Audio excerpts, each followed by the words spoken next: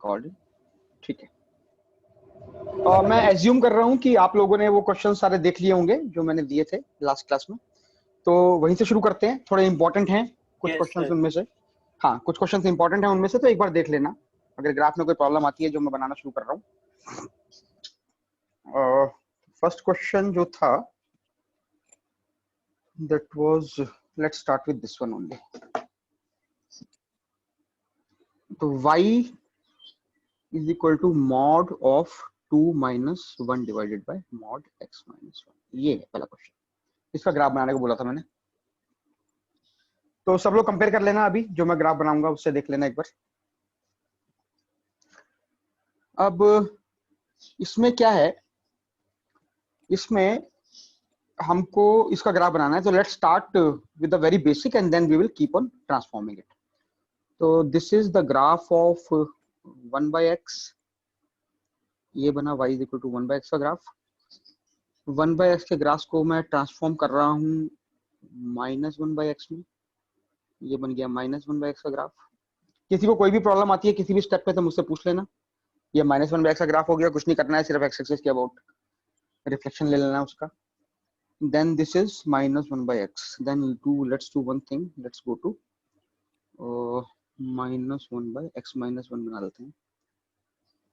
तो minus 1 by x minus 1 अगर हम बनाएंगे तो इस ग्राफ को एक काम करते हैं, एक यूनिट शिफ्ट कर देते हैं लेफ्ट की तरफ। तो ये पूरा का पूरा ग्राफ जो है हमारा, ये एक यूनिट ऐसे करके शिफ्ट हो जाएगा हमारा, and then we will get the graph of minus 1 by x minus 1। ये ब्रैकेट है, अभी मैंने मॉड नहीं लगाया इस पे, ठीक है। किसी को कोई भी डाउट होता है तो पूछ लेना, ये पॉइंट आपका 1 हो जाएगा। अब थोड़ा ध्यान देना क्योंकि अब मैं इसके ऊपर मॉड लगाने वाला हूं x माइनस 1 के ऊपर। एक बात ध्यान रखना, अगर मैं x के ऊपर मॉड लगाता, अगर मॉड सिर्फ x के ऊपर होता तो हमको पता है क्या होता। अगर सिर्फ मॉड x के ऊपर होता तो क्या करते, ये जो पॉजिटिव है, ये वाला जो पोर्शन है, ये वाला पोर्शन और ये वाला पोर्शन ऐसा का ऐसा यहाँ पे आ जाता।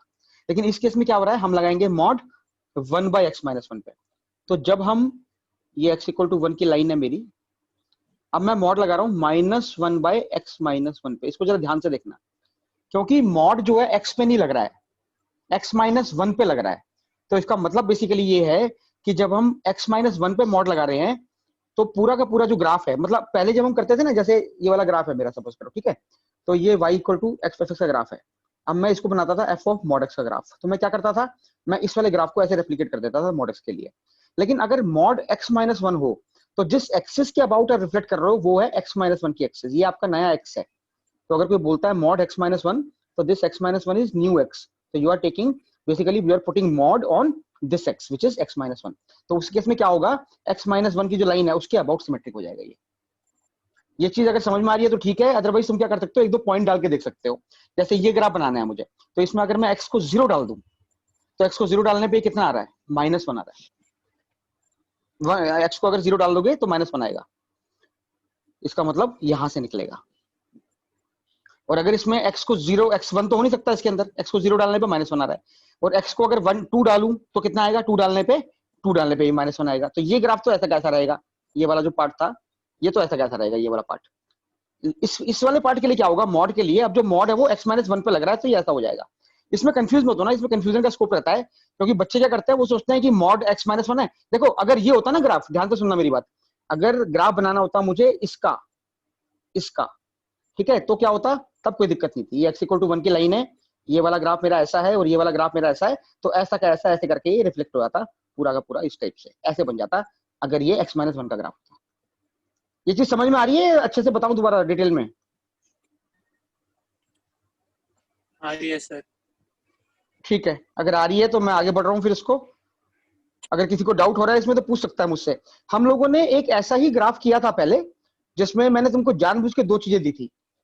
एक मैंने दिया था log of mod x minus 1 और एक मैंने दिया था log of mod x minus 1। तो अगर किसी को डाउट है तो इन वाले ग्राफ को एक बार रेफर कर लेना, आंसर लग जाए, आइडिया लग जाएगा। बेसिकली जब हम बोलते हैं मॉड x माइनस 1 तो हमारी जो एक्सिस है जिसके अबाउट रिफ्लेक्शन होगा वो y एक्सिस होती है। x इक्वल टू 0 के अबाउट रिफ्लेक्शन होता है। इस केस में रिफ्लेक्शन होगा x माइनस 1 के अबाउट, मतलब x इक्वल टू 1 के अबाउट। तो x इक्वल टू 1 ये वाली लाइन है, तो इसके अबाउट रिफ्लेक्शन हो जाएगा, ये आपका ग्राफ बन जाएगा। तो ये हमारा ग्राफ बना minus 1 bye mod x minus 1 का। अब हमें क्या करना है, अब हमको बनाना है इसका, तो हम क्या करेंगे, इसके अंदर 2 जोड़ देंगे। तो अब मैं इसके अंदर 2 जोड़ रहा हूँ। अब जब मैं इसके अंदर 2 जोड़ूंगा तो ये ग्राफ कुछ ऐसा हो जाएगा। ये अभी यहाँ से पास कर रहा है -1 से, तो अगर 2 जोड़ दोगे कहाँ चला जाएगा, 1 पे चला जाएगा। पूरा का पूरा ग्राफ 2 यूनिट ऊपर उठ जाएगा। तो आपका जो ग्राफ है वो कुछ यहाँ 1 आएगा पॉइंट। अब ये जो ग्राफ है, अब ये 0 वाली एक्सिस के अबाउट ना जाके 2 वाली एक्सिस के अबाउट आइसोमटोड बनाएगा। तो ये ऐसे करके आपका ग्राफ इस तरीके से बनेगा। ये ग्राफ बना आपका 2 - 1 डिवाइडेड बाय x - 1 का मॉड। ये बना बच्चों। अब हमें क्या करना है, हमें इस पूरे पर मॉड लगा देना है। तो अब मैं इस पूरे पर मॉड लगा रहा हूँ, तो मेरा फाइनल ग्राफ आ जाएगा जो कि कुछ इस तरीके का होगा, जो आपको अभी इस लाइन में पता चल जाएगा। ये आपकी लाइन बनेगी x = 1 की, एक आपकी लाइन बनेगी y = 2 की, ये y = 2 की लाइन बनेगी। उसके बाद ये जो नीचे वाला ग्राफ है मॉड में, ये वाला पॉइंट क्या होगा, इस वाले पॉइंट के लिए हम y को 0 डाल देंगे, y को 0 डालेंगे तो ये पॉइंट 2 आ जाएगा। 2 - 2 - 1, हाँ ठीक है। तो ये ऐसे करके यहाँ से ऐसे, और ये जो नीचे था, ये वाला जो पोर्शन है नीचे वाला, क्योंकि मैंने मॉड लगा दिया है तो ये ऐसे हो जाएगा। सिमिलरली यहाँ पे ये ऐसे हो जाएगा, और यहाँ से ये ग्राफ आपका ऐसे करके ऐसे। तो बच्चों ये है final graph, this is the final graph of this curve. जिसको भी डाउट है इसमें, जिनका भी गलत बना है, वो एक बार देख लें इसको। और एक चीज ध्यान रखना बच्चों, जो भी मैं क्वेश्चन देता हूँ उनको तुम प्रैक्टिस करोगे तभी फायदा होगा, वरना तो पिक्चर चल रही है बेसिकली यूट्यूब पे। तो इसलिए सेशन रहेगा कि कुछ ही क्वेश्चन देता हूँ मैं, ज्यादा डिटेल में देता नहीं हूँ। अभी तो हम स्टेप्स बिल्डअप कर रहे हैं, कंसेप्ट्स। तो ट्राई कर लिया करो, नहीं भी होता तो कोई बात नहीं, एक बार थॉट दे दिया करो कम से कम। So this is the graph, this is the final graph. किसी को अगर पूछना है तो मुझसे पूछ सकता है। अब इसमें देखो, हमने 1 2 3 4 और 5 ट्रांसफॉर्मेशन लगाए हैं, ठीक है। मैंने ये 5 ट्रांसफॉर्मेशन एक पर्टिकुलर ऑर्डर में लगाए हैं, आप किसी और ऑर्डर में लगा लो, कोई फर्क नहीं पड़ेगा। आपका अल्टीमेटली ग्राफ यही आएगा अगर आपने सब कुछ मैथमेटिकली सही किया है तो, ठीक है। किसी को पूछना है इसमें कुछ, किसी को पूछना है कुछ इसमें? चलो, आई एम एज्यूमिंग कि सबको ये क्लियर है। I am proceeding. Then after this one we move to the next graph which was, let's say, ये तो सिंपल है, इसको देख लो एक बार। ये तो मैंने ऐसी प्रैक्टिस के लिए दे दिया था क्योंकि हमको इस टाइप की चीजें पता होनी चाहिए। It was y = maximum of sin x, cos x. So this is something which is very simple. We should be aware of this. That's the only point. So what we will do is we will say y = sin x. Let's make it pi by 2, pi 3 pi by 2, 2 pi, 2 pi plus pi by 2 will be 5 pi by 2 and so on. Similarly left में हो जाएगा, left में भी ऐसे बन जाएगा। 1 बना लेते हैं और -1 बना लेते हैं। तो 1 पे there will be upper limit for all the sin x and cos x graphs. Similarly there will be lower limit at -1. तो ये बना मेरा एक smooth curve which is let's say sin x. So this is sin x, this will keep on going. Similarly we can make sin x like this. तो ये sin x हो गया बच्चों। अब इसके ऊपर मैं सुपर इम्पोज कर रहा हूँ cos x को। cos x को सुपर इम्पोज करेंगे तो cos x will be something like, सिर्फ फेस डिफरेंस है, दोनों कर्व सेम है। बड़े इंटरेस्टिंग है ये साइन और cos के जो कर्व होते हैं ना। ये गया आपका cos x का ग्राफ, ये निकल गया cos x का ग्राफ, सिमिलरली निकल जाएगा sin x का ग्राफ, ठीक है। अब हमें क्या करना था, हमें करना था मैक्सिमम ऑफ दिस टू। तो मैक्सिमम ऑफ दिस टू करने के लिए what we will do is we will pick up the maximum part. Which is the maximum part, कहीं से भी शुरू कर दो। तो ये है मैक्सिमम बेसिकली, जो मैं नीले वाला बना रहा हूँ। ये नीले वाला बन रहा है मेरा मैक्सिमम पार्ट। तो this is the maximum curve, ऊपर वाला जो है सिर्फ ये वाला। तो इस कर्व में अब तुमसे अगर कोई पूछता है कि भाई ये नॉन डिफरेंशिएबल कहाँ पे है, तो you can look at the points and tell them. कोई भी इंटरवल ले लो 0 से 2 पाई का और वहां पे बता दो। जैसे ये पॉइंट है π/4, तो ये नॉन डिफरेंशिएबिलिटी का पॉइंट होने वाला है।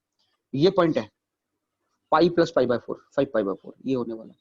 ये वाला होने वाला है 2π + π/4। इस तरीके से सारे पॉइंट बता जाएंगे, तो you can draw that graph. तो अगर आप इसको सिंगल हैंडेडली बनाना चाहोगे तो single handedly you will get something like this will come like this, then this will go like this, then this will go like this, then this will go like this. इस तरीके से अगर single handedly बनाओगे तो इस तरीके से ये कर्व आपका बनता चला जाएगा। ये भी एक पीरियडिक फंक्शन होगा, इसका पीरियड चेक करना पड़ेगा, बट मेरे ख्याल से कितना यहाँ से लेके यहाँ तक का पीरियड हो जाएगा इसका, एक बार देखना पड़ेगा कितना, 2 पाई का ही होगा। हाँ 2 पाई का ही होगा। ठीक है, ये क्लियर है? Yes sir. Yes sir. ठीक है, वेरी गुड। बेसिकली ये ध्यान रखना, नॉन डिफरेंशिएबिलिटी का कोई पॉइंट पूछता है तो ये सारे के सारे जो पॉइंट्स हैं जहाँ पे जंक्शंस आ रहे हैं बेसिकली दो अलग अलग कर्व के, they will become the points of non differentiability. तो ये बेसिक चीजें हैं, मतलब इसमें ऐसा नहीं है कि अपने को कुछ याद करना है, we should be comfortable doing all this graphs.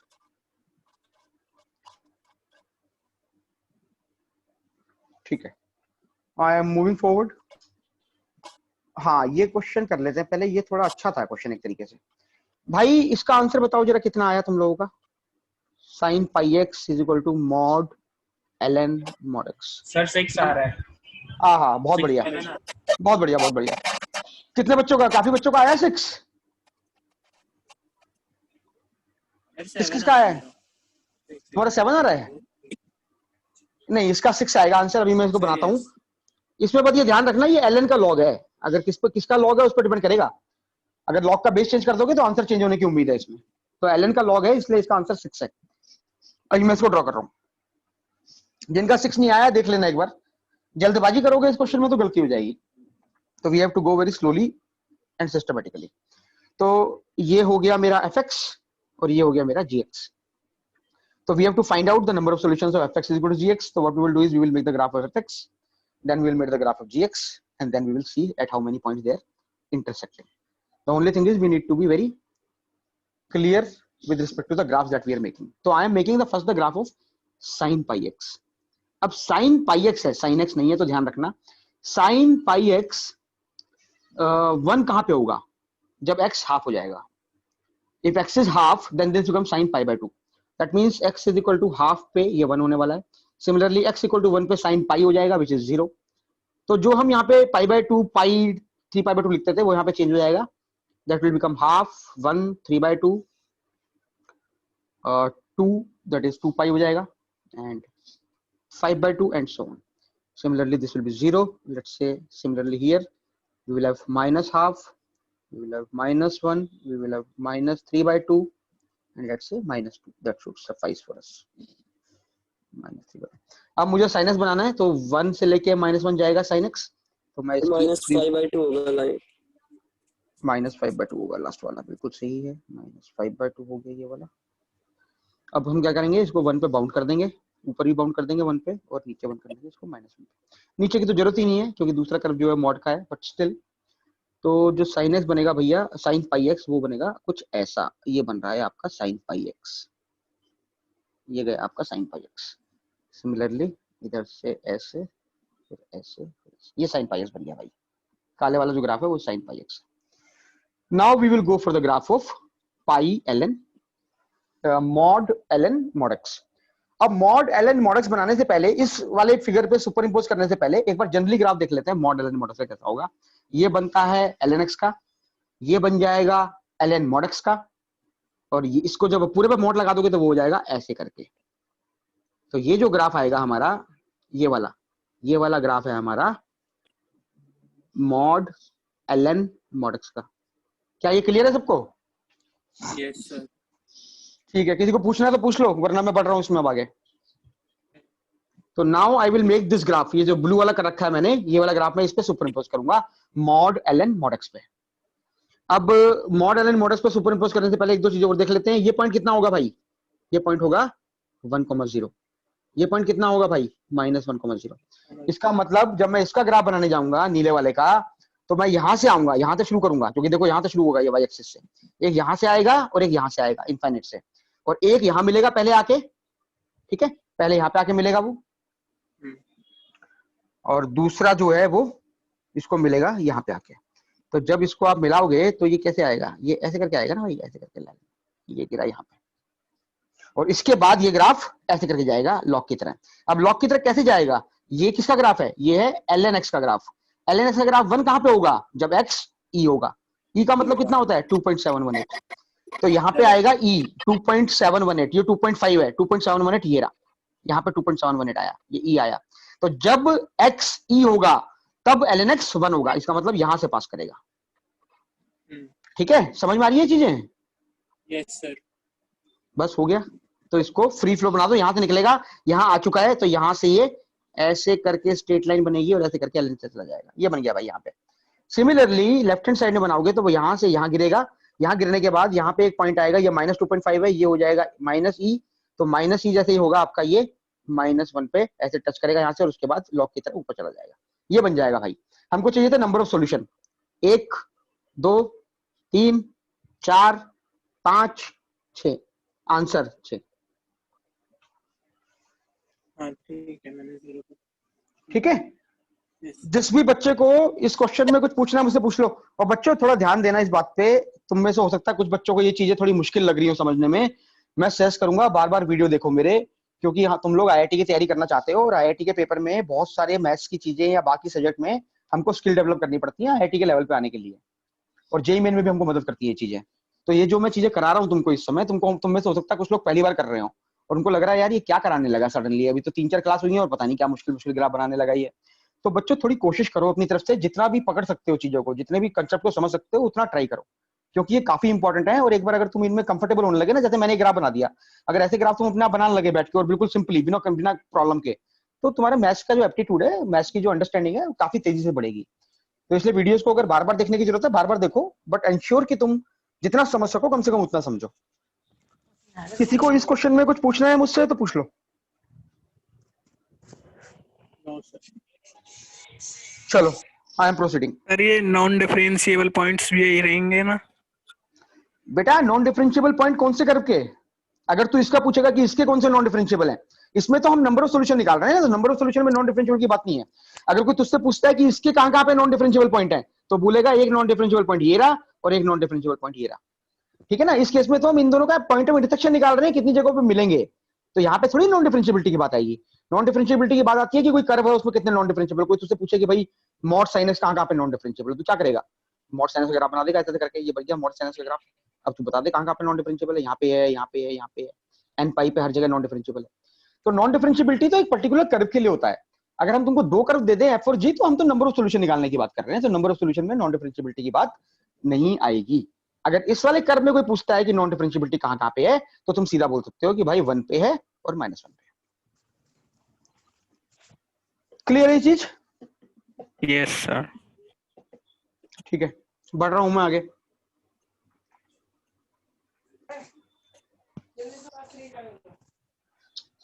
अगला जो क्वेश्चन था, 2-3 क्वेश्चन और दिए थे मैंने इसके अलावा। Now the next question is number of roots of 7 mod x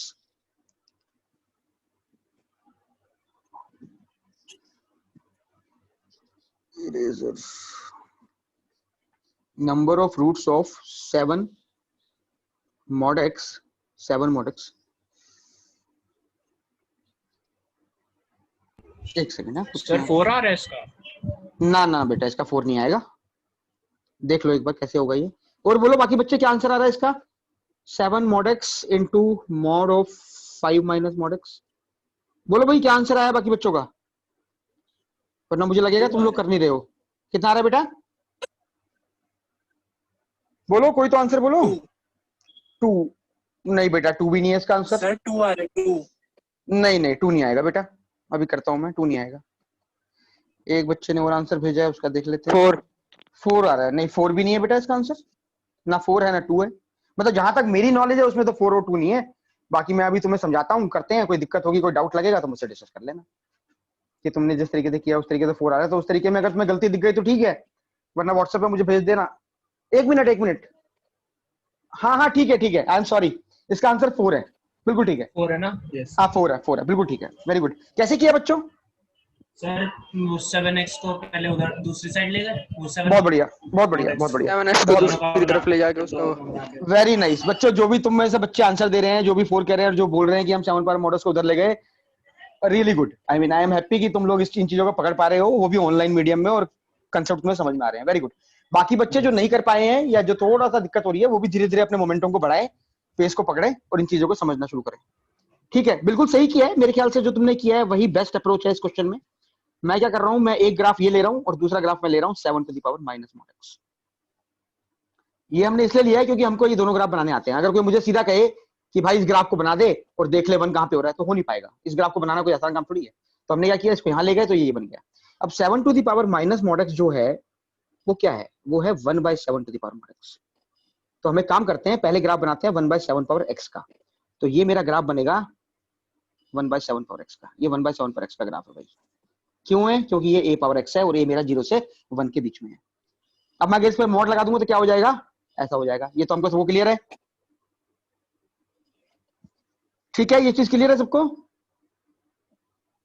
yes sir. ठीक है, मैं इसको अंडू कर रहा हूं और इसको पूरे ग्राफ को सीधा इकट्ठे बना रहा हूं। एक ही बारी में इस ग्राफ को बना रहा हूं मैं, विच इज लाइक दिस। किसी को भी इसमें डाउट है तो मुझसे पूछ सकता है। This is the graph of 1/7 to the power mod x which is equal to 7 to the power minus mod x। ये ग्राफ बन गया भाई।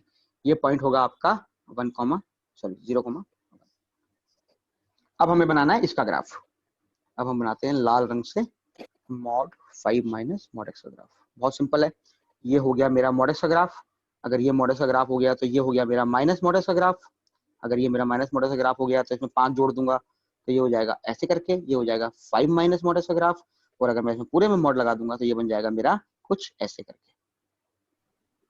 क्लियर है ये चीज? ऐसे बन जाएगा। बस हो गया। इसको सुपर इम्पोज कर दो इसके ऊपर। ये 0,1 है हमारा। ये जो ग्राफ है ये वाला 5 माइनस मॉड एक्स वाला, कहां से आएगा, 5 से आएगा। 5 से आके ऐसे गिरेगा यहाँ पे आके ऐसे गिरेगा, उसके बाद ऐसे उठ के ऐसे भाग जाएगा, ऐसे उठ के ऐसे भाग जाएगा। Number of solutions 4। I am sorry, मैंने किसी और क्वेश्चन का आंसर दे दिया था मैं अभी तुम्हें। इस वाले क्वेश्चन का आंसर 4 ही है। Very nice. जिन भी बच्चों ने इसको सॉल्व कर लिया अपने आप, very good. This question can be considered a medium difficulty level question. Can be proceed? Yes sir. Yes sir. Note कर लेंगे। हाँ लिख लो बेटा, लिख लो।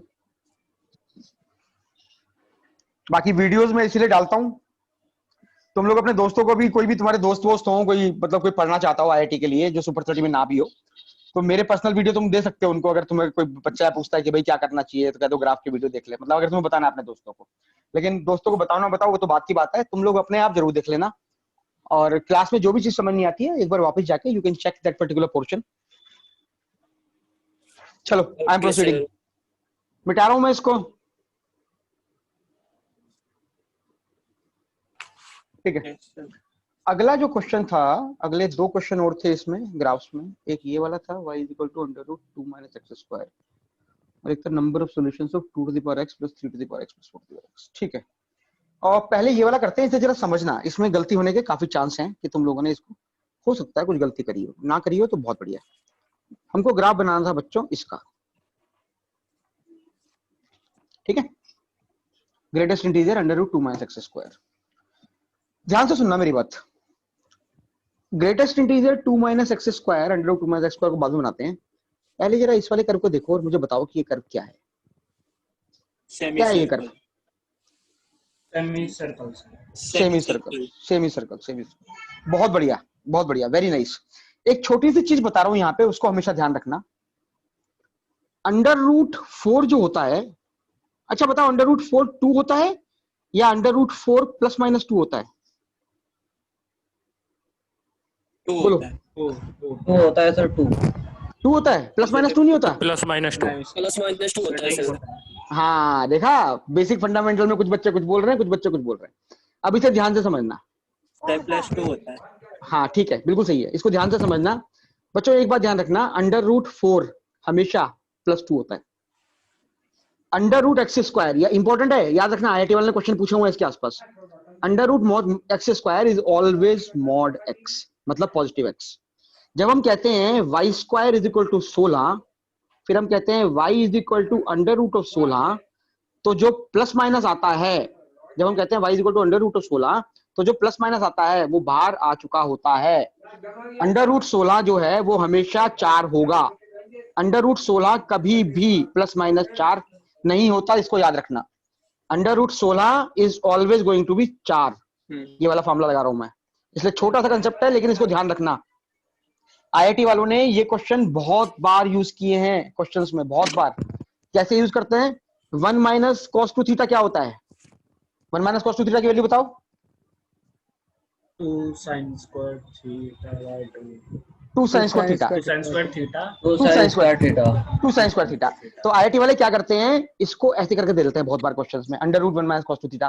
तो बच्चा क्या करता है, बच्चा कहता है 2 साइन स्क्वायर थीटा। उसके बाद बच्चा क्या कहता है, बच्चा लिख देता है रूट 2 साइन थीटा। उसका आंसर गलत हो जाता है, क्योंकि इसका जब तुम रूट लोगे तो ये होगा रूट 2 मॉड साइन थीटा। ये लिमिट के क्वेश्चन में देखोगे बहुत बार आया हुआ है आईआईटी में, 5-6 बार आया होगा। तो ये बहुत छोटे छोटे कंसेप्ट होते हैं गणित में जिनसे बिल्डअप होती है चीजें। तो इसलिए ये वाला जो कंसेप्ट है इसको हमेशा ध्यान रखना, जो मैंने यहाँ पे लिखवाया हुआ है। समझ में आई ये चीज सबको? yes sir बहुत इंपॉर्टेंट है, बहुत छोटा सा पॉइंट है। Yes, sir. नाउ अब क्योंकि y is equal to under root 2 minus x square है, इसका मतलब y हमेशा पॉजिटिव होगा, y कभी भी नेगेटिव नहीं होगा। इसको मैं डिलीट कर रहा हूं भाई, जो मैंने यहाँ लिखा हुआ है। I am undoing all this, I am erasing all this. इसको ध्यान रखना, this is a important result that we just discussed. Mod x square, sorry under root of x square is equal to mod x. यहाँ पे मैं दो छोटे छोटे result लिख रहा हूँ इससे रिलेटेड, वो दोनों रिजल्ट आपकी मेमोरी में होने चाहिए। पहला रिजल्ट है under root x square is equal to mod x, और दूसरा रिजल्ट है x square is equal to mod x square. ये दोनों रिजल्ट आईआईटी वाले क्वेश्चंस में कई बार छोटे छोटे जगहों पे यूज हुए हैं। नाउ तो y is equal to 2 minus x square अगर होता y is equal to under root 2 minus x square, अगर मैं इसको थोड़ा सा मैनिपुलेट करूं तो ये बनेगा y square plus x square is equal to 4। ये है सर्कल, लेकिन सर्कल जब हम बनाते हैं ऐसे करके तो उसमें y पॉजिटिव भी हो सकता है और नेगेटिव भी हो सकता है। इस केस में ऐसा नहीं होगा, क्योंकि तो अगर होता y is equal to plus minus under root 2 minus x square तो ये सर्कल बन जाता, कोई दिक्कत नहीं थी। लेकिन उसने हमको ये दे रखा है, इसका मतलब सिर्फ प्लस वाला पोर्शन आएगा, इसका मतलब इसका ग्राफ बनेगा ऐसा। ये सबसे पहला पॉइंट है भाई, इसमें गलती होने के बहुत चांस है। क्लियर है ये सबको? रिपीट कर दो सर एक बार। yes sir बेटा Yes, मैं ये sir. बोल रहा हूँ, एक बच्चा बोल रहा है रिपीट कर दो, मैं रिपीट कर रहा हूँ। मैं ये बोल रहा हूँ कि ये जो हमको ग्राफ दिया हुआ है इन्होंने ग्राफ दिया हुआ है y is equal to under root 2 minus x square का, ठीक है? y is equal to under root 2 minus x square. अगर मैं इसे स्क्वायर कर दूं तो क्या बनेगा? ये हो जाएगा x square plus y square is equal to 4। अगर कोई तुझे बोले कि x square plus y square equal to 4 की फिगर बना, क्या करेगा तू? 2 का रेडियस है, सर्कल बना देगा ऐसे करके। तो इसमें y पॉजिटिव भी हो सकता है, नेगेटिव भी हो सकता है, लेकिन उसने हमें ये नहीं दिया हुआ है, हम यहाँ पे कैसे पहुंचे? इसको स्क्वायर करके। जब तुम किसी इक्वेशन को स्क्वायर करते हो तो तुम उसके अंदर एक्स्ट्रा रूट डाल देते हो। अगर x इज इक्वल टू 2 है, स्क्वायर कर दे, x square is equal to 4 हो गया, तो इसके क्या क्या सोल्यूशन है? Plus minus 2। तो यहाँ तो माइनस 2 था ही नहीं है, माइनस 2 कहाँ से आ गया? ये माइनस 2 इसलिए आया क्योंकि हमने स्क्वायर किया है। तो जब भी हम किसी इक्वेशन को स्क्वायर करते हैं हम उसके अंदर एक्सट्रेनियस रूट्स को इंट्रोड्यूस कर देते हैं, नए रूट्स डाल देते हैं। तो पॉइंट ये है कि हमको जो दिया हुआ है वो है y is equal to under root 2 minus x square. That means y is always going to be greater than 0 because under root 2 minus x square will always be greater than 0. तो ये जो कर्व है, ये वाला curve जो है इसका इस वाले स्क्वायर सर्कल का सेमी सर्कल है, एक सेट है, सबसेट है इसका। अगर मैं तुम्हें देता y is equal to plus minus under root 2 minus x square, तो इसका जो ग्राफ बनता वो पूरा सर्कल बनता, क्योंकि y पॉजिटिव हो सकता है और नेगेटिव हो सकता है। लेकिन जो मैंने दिया हुआ है उसमें y सिर्फ पॉजिटिव होगा, इसका मतलब है सेमी सर्कल का वो हिस्सा बनेगा जहां पे y पॉजिटिव है। क्या ये बात समझ में आई? Yes sir. Yes, sir. बहुत बढ़िया, Yes, sir. बहुत बढ़िया बच्चों, लेट्स प्रोसीड। तो now I am picking up the semicircle y is equal to under root 2 minus x square and we will make the greatest integer part of that. So we will solve it now.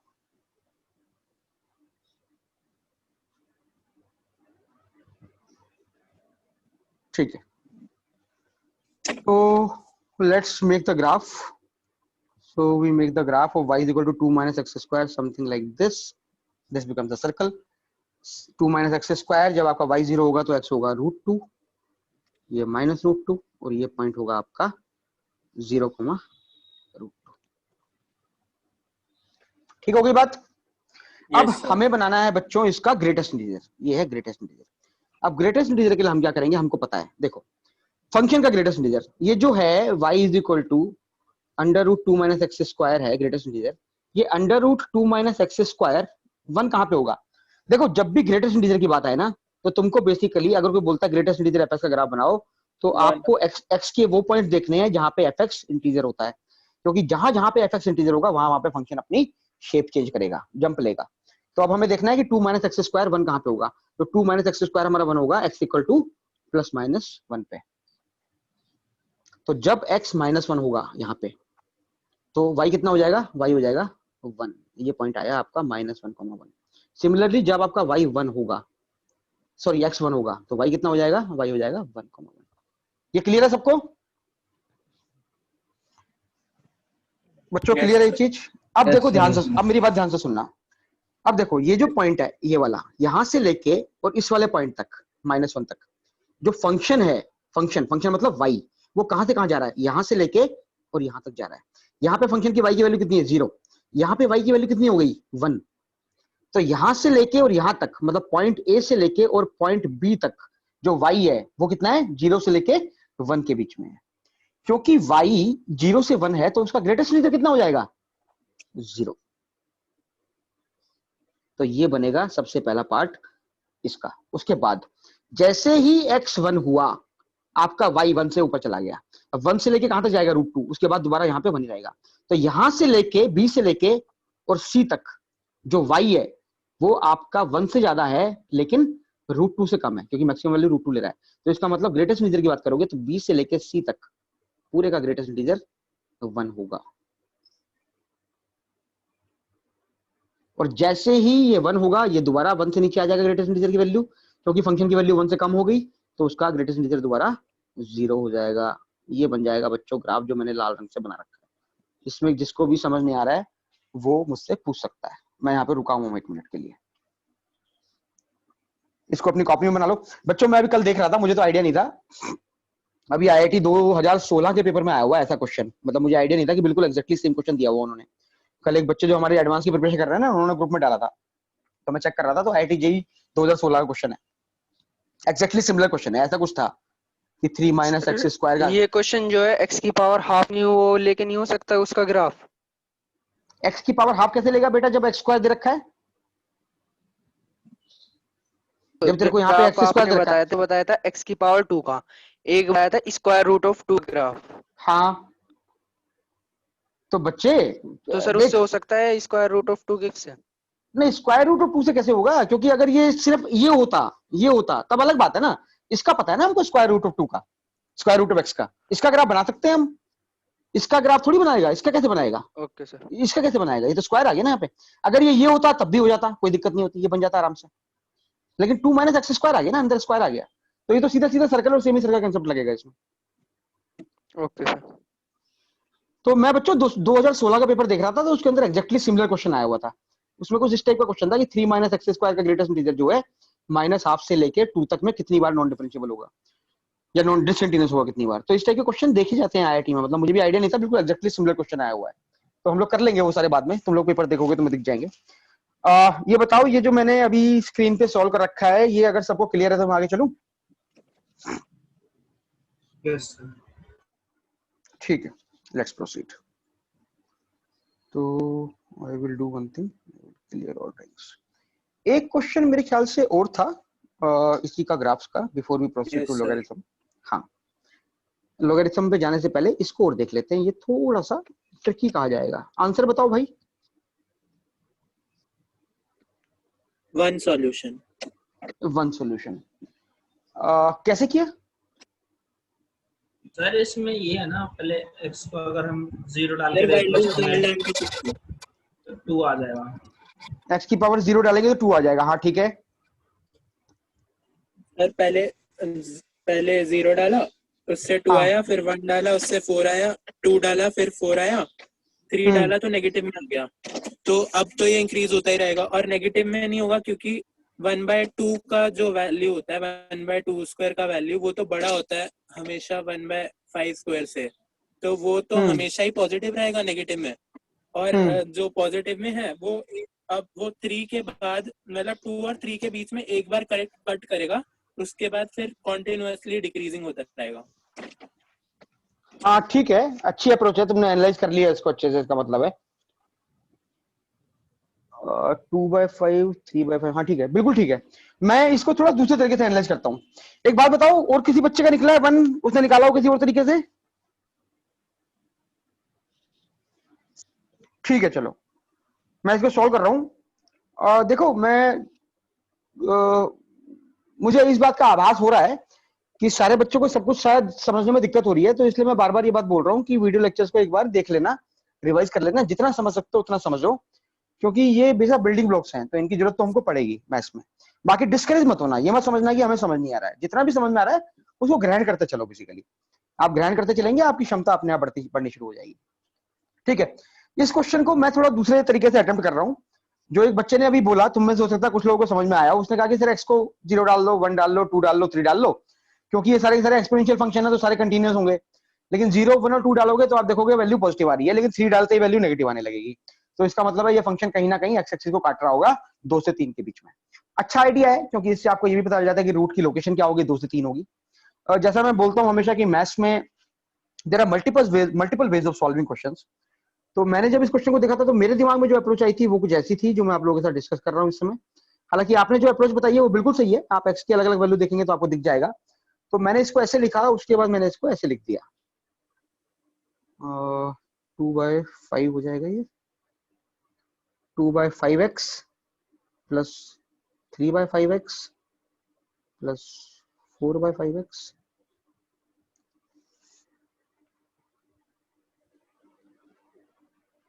Plus 4/5x is equal to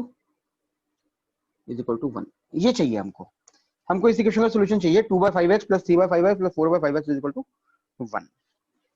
now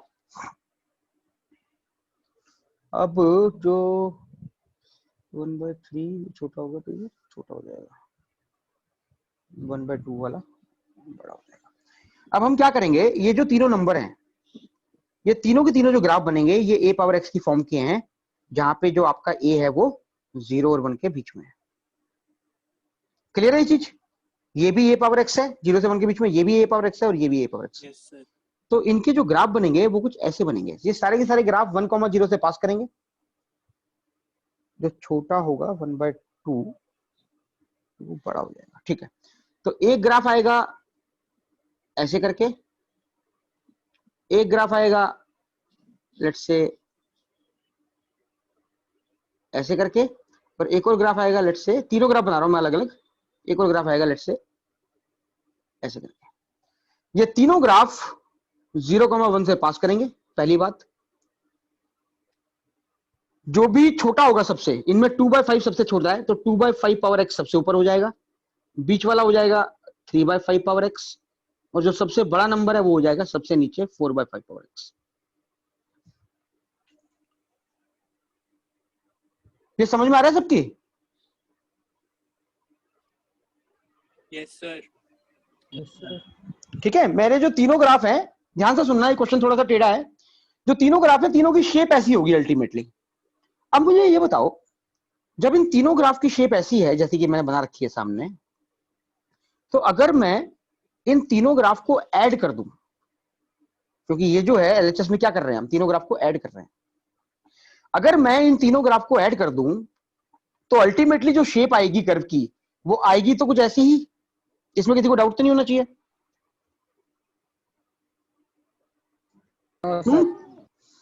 ये जो point है 0,1 0,1 0,1 ये तीनों में आएगा, तो जब तुम ऐड कर दोगे तो ये पॉइंट बन जाएगा 0,3।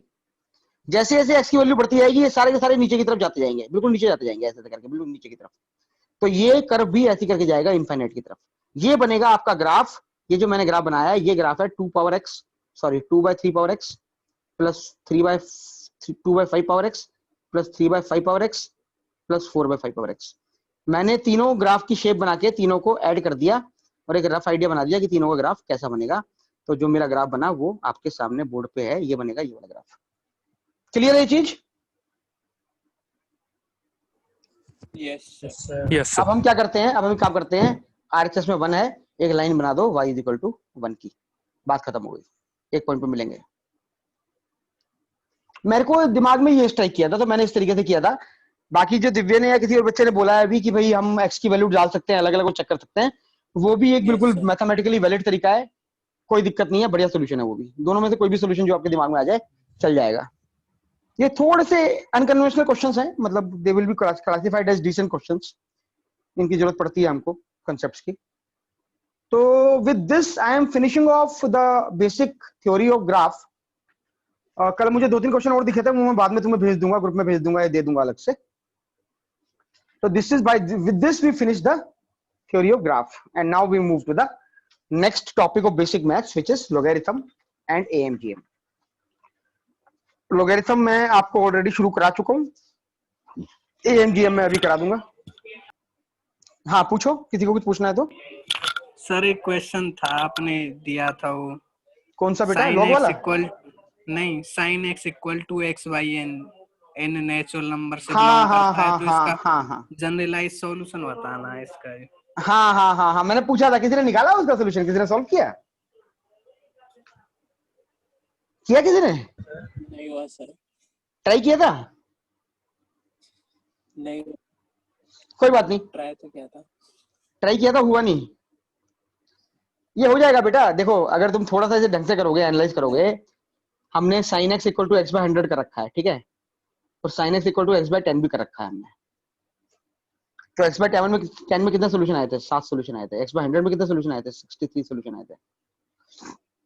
तो अगर तुम थोड़ा सा एनालाइज करोगे, मैं सीधा आंसर बता रहा हूँ तुमको, मैं अभी सॉल्व नहीं कर रहा इसको इस तरीके से। अगर तुम इसको n में लेके जाओगे और थोड़ा सा एनालाइज करोगे, क्योंकि तुम में से कुछ बच्चों ने 63 अपने आप निकाल लिया था इसका, तो अगर तुम 63 निकाल सकते हो तो इसका निकालना ज्यादा मुश्किल नहीं पड़ेगा। तुम्हें दिख जाएगा कि अगर ये n है तो कौन से पॉइंट पे जाके आपका पाई जो है दोबारा जो पाई है, मतलब कौन से पाई पे जाके दोबारा 1 आएगा, तो उसके बेसिस पे आप निकाल सकते हैं। इस क्वेश्चन का जो जनरलाइज आंसर है वो मैं लिख रहा हूँ, शेयर करूंगा सबको, एक बार दोबारा ट्राई कर लेना, नहीं होगा तो मैं दोबारा बता दूंगा जब मुझसे पूछोगे। इसका आंसर जो है, जनरलाइज आंसर वो आएगा, number of solutions of this equation will be, जो मैं लिख रहा हूँ बोर्ड पे, 2 times greatest integer n by pi plus 1। ये है इसका जनरल सॉल्यूशन। अगर तुम ये वाला नंबर यूज करोगे तो कितना सॉल्यूशन आना चाहिए? 2 into 10 by pi plus 1। 10 by pi कितना होता है? 3 पॉइंट समथिंग, तो ये हो जाएगा 7। ऐसे ही इसका निकालोगे तो ये हो जाएगा 2 इंटू 100 बाय पाई, तो वहां से भी आंसर आ जाएगा 63। तो ये जनरल सॉल्यूशन आएगा इस वाले क्वेश्चन का। एक बार ट्राई करना कर लेना, वरना इसको मामले में भी डाल सकते हो। अब पूछोगे तो मैं अगली क्लास में बता दूंगा। क्लियर है? किसी को ट्राई कर रहा हूँ? हाँ ट्राई करना हो तो एक बार ट्राई कर लेना। आंसर मैंने दे दिया है, अगर तुम पूछोगे तो आई विल एक्सप्लेन इट। ठीक है बच्चों, तो with this we have finished one part of basic maths, which is graph, which is a very powerful tool. Now we move on to the other part. We had already started in last class a little bit of logarithm. In fact, I also gave 2 small questions of logarithm, जो कि मैंने जो आपको class में दिए थे तो उसमें कुछ गलती हो गई थी। अगर आप में से कुछ लोगों ने वो क्वेश्चंस ट्राई कर लिए हैं तो मैं उनके आंसर्स दे रहा हूं अभी, नहीं तो मैं इन क्वेश्चंस को अगली क्लास में उठाऊंगा। सिंपल क्वेश्चंस हैं, प्रैक्टिस कर लीजिएगा एक बार। Solve for x and y, that was the first question. मैंने कुछ गलत दे दिया था लास्ट टाइम, इसलिए मैंने ग्रुप में डाल दिया था। x और y सॉल्व करने हैं, 2 वेरिएबल है तो हमको 2 इक्वेशन चाहिए होंगी। मैंने गलती से अलग अलग क्वेश्चन बना दिए थे 2, जबकि वो दोनों क्वेश्चन कंबाइन होकर एक ही क्वेश्चन रहेगा। तो दिस वाज क्वेश्चन नंबर 1। अगर आप में से कुछ बच्चों ने इसको सॉल्व किया है तो वो आंसर बता सकते हैं, मैं यहाँ पे लिख दूंगा आंसर जो भी है। किया है किसी ने इसे सॉल्व? सर पहले का 10/3 और 20/3। और दोबारा बोल। x is equals to 10/3, x is equals to 10/3 आ रहा है और y is equals to 20/3। ठीक है, लेकिन इसके 2 सॉल्यूशन हैं। मैं यहाँ पे आंसर लिख रहा हूँ, उसका सॉल्यूशन लिख रहा हूँ, मैं इसको सॉल्व नहीं कर रहा हूँ, अगली क्लास में कर दूंगा कहोगे तो। इस वाले क्वेश्चन के जो बोर्ड पे लिखा हुआ है solve for x and y, इसके 2 सॉल्यूशन आएंगे। एक सॉल्यूशन जैसा बच्चा बोल रहा है बिल्कुल सही बोल रहा है, 10/3, 20/3, that will be solution number 1। Another solution will also exist for this question, which will be -10, -10, 20। हाँ बिल्कुल सही है बेटा, -10, 20। ये 2 सॉल्यूशन आएंगे इस वाले क्वेश्चन के। जिन लोगों ने भी सॉल्व किया है वेरी गुड, नहीं किया है तो बाकी लोग ट्राई कर सकते हैं, अगली क्लास में हम इसको डिस्कस कर लेंगे अगर जरूरत पड़ेगी।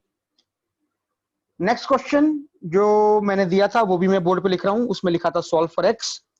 That question was log 2x + 3 का बेस था, 6x square plus 23x plus 21 was the polynomial, quadratic polynomial. This was 4 minus log 3x plus 7 into 4x square plus 12x plus 9। क्या आंसर आया इसका बच्चों? -2 -1/4 और -4। अच्छा, दिव्या बोल रहे हो ना? हेलो दिव्या, तुम बोल रहे हो? तुमने आंसर दिया है? Yes sir. देखो बेटा, दोबारा बोलना एक बार। -2 -2 -1/4 और -4। -2 -1/4 1/4। बेटा देखो, एक चीज ध्यान रखना, जो भी क्वेश्चन लॉग के होते हैं ना, उनमें हमेशा जो तुम्हारे आंसर आते हैं उनको एक बार ना इक्वेशन में पुट करके चेक कर लिया करो। जैसे -2 आया, अगर -2 को तुम यहाँ पुट कर दोगे तो प्रॉब्लम हो जाएगी। -2 को यहाँ पुट कर दिया तो बेस -1 हो जाएगा, which is not possible. Similarly -4 को यहाँ पुट कर दिया तो प्रॉब्लम हो जाएगी। तो आंसर है इस क्वेश्चन का -1/4, दैट्स ऑल। -4 -1/4 ये आंसर है बच्चों इस क्वेश्चन का, -1/4। Okay sir. तो मैं सजेस्ट करूंगा सारे बच्चे ये वाला क्वेश्चन भी ट्राई कर ले। जिन बच्चों ने नहीं किए हैं वो इन दोनों क्वेश्चन को करके रखे, बहुत सिंपल क्वेश्चन है प्रैक्टिस के लिए। We will look at these questions in next class if you guys say कि सर वो करवा दो। Now I am moving forward from what we had already done in last class. एक दो छोटी छोटी चीजें, मैंने 4 फंक्शनल इक्वेशन लिखवाई थी और मैंने कहा था कि हम इन इक्वेशंस को डिराइव करेंगे जब हम कोऑर्डिनेट कैलकुलस में आएंगे। मैंने लिखवा दी थी क्या क्या इक्वेशन है, आपको ये इक्वेशन याद रखनी है। ये इक्वेशन बहुत इंपॉर्टेंट है, आप लोगों के पास ऑलरेडी लिखी हुई होंगी। मैं उसको दोबारा लिख देता हूँ। f of x plus y is equal to fx plus fy। fx will always be a linear function, fx equal to ax होगा। f of x comma y will be equal to f of x into f of y। अगर ऐसा होता है function आपका तो that function is going to be x to the power a। Similarly f of x plus y is equal to fx into fy अगर होता है तो this function becomes a to the power x, exponential function। Similarly logarithmic के function होते हैं, f of x y is equal to f of x plus f of y। एक ये आता है तो this is logarithm of x। तो ये 4 चीजें थी। आर्गुमेंट भी हो सकता है, मैंने ये बताया था यहाँ पे। तो ये 4 फंक्शन हमको हमारी मेमोरी में होने बहुत जरूरी हैं। ये थ्रो आउट आप अपनी मेमोरी में डाल लीजिए, मतलब आपको you should be aware of all these results. और कहीं पे भी आपको इस टाइप का क्वेश्चन दिखता है, इस टाइप का रिजल्ट लिखा हुआ, इनमें से कोई भी फंक्शन दिखता है तो you can directly assume, take the value and assume that function to be that and proceed। पहले आईआईटी में सब्जेक्टिव क्वेश्चन आया करते थे तो उस समय अगर ऐसा कोई क्वेश्चन आ जाए तो हम लोगों को प्रूव करना होता था ये कि ऐसा कुछ हो जाए तो अगर मेरे को ये लेना है तो आई हैव टू प्रूव कि भाई अगर ऐसा होगा तो ये होगा। लेकिन अब आईआईटी का पेपर ऑब्जेक्टिव हो चुका है तो now there is no issue, तो you can always safely assume and proceed. ये मिटा रहा हूं मैं और आगे बढ़ रहा हूं, ठीक है? Yes sir. चलो लेट्स प्रोसीड। तो हमने लॉगरिथम का बेसिक जो कंसेप्ट था वो एक बार देख लिया था। अब थोड़ी सी लॉगरिथमिक इनइक्वालिटीज की बात करते हैं। और देखो, हम अंडरस्टैंडिंग डेवलप कर रहे हैं अपनी मैथ की। ऐसा नहीं है कि जो हम पढ़ रहे हैं वही आने वाला है या वही क्वेश्चन आ जाएंगे, ऐसा कभी नहीं होता। लेकिन हमको बेसिकली कैसे अल्फाबेट्स अगर हम सीख गए तो हम वर्ड्स बनाने के लिए कैपेबल हो आते हैं। तो what we are doing is we are learning alphabets. Now let's say if somebody says log ax is greater than equal to b, तो x क्या होगा? greater than equals to a की पावर b। बस यही गलती मत करना। अगर log ax, डिपेंड करता है ये क्या हाँ है। हाँ हाँ हाँ बिल्कुल सही, बहुत बढ़िया। देखो बच्चों, लेट्स थोड़ा सा बेसिक में जाते हैं। ये है मेरा log ax का ग्राफ।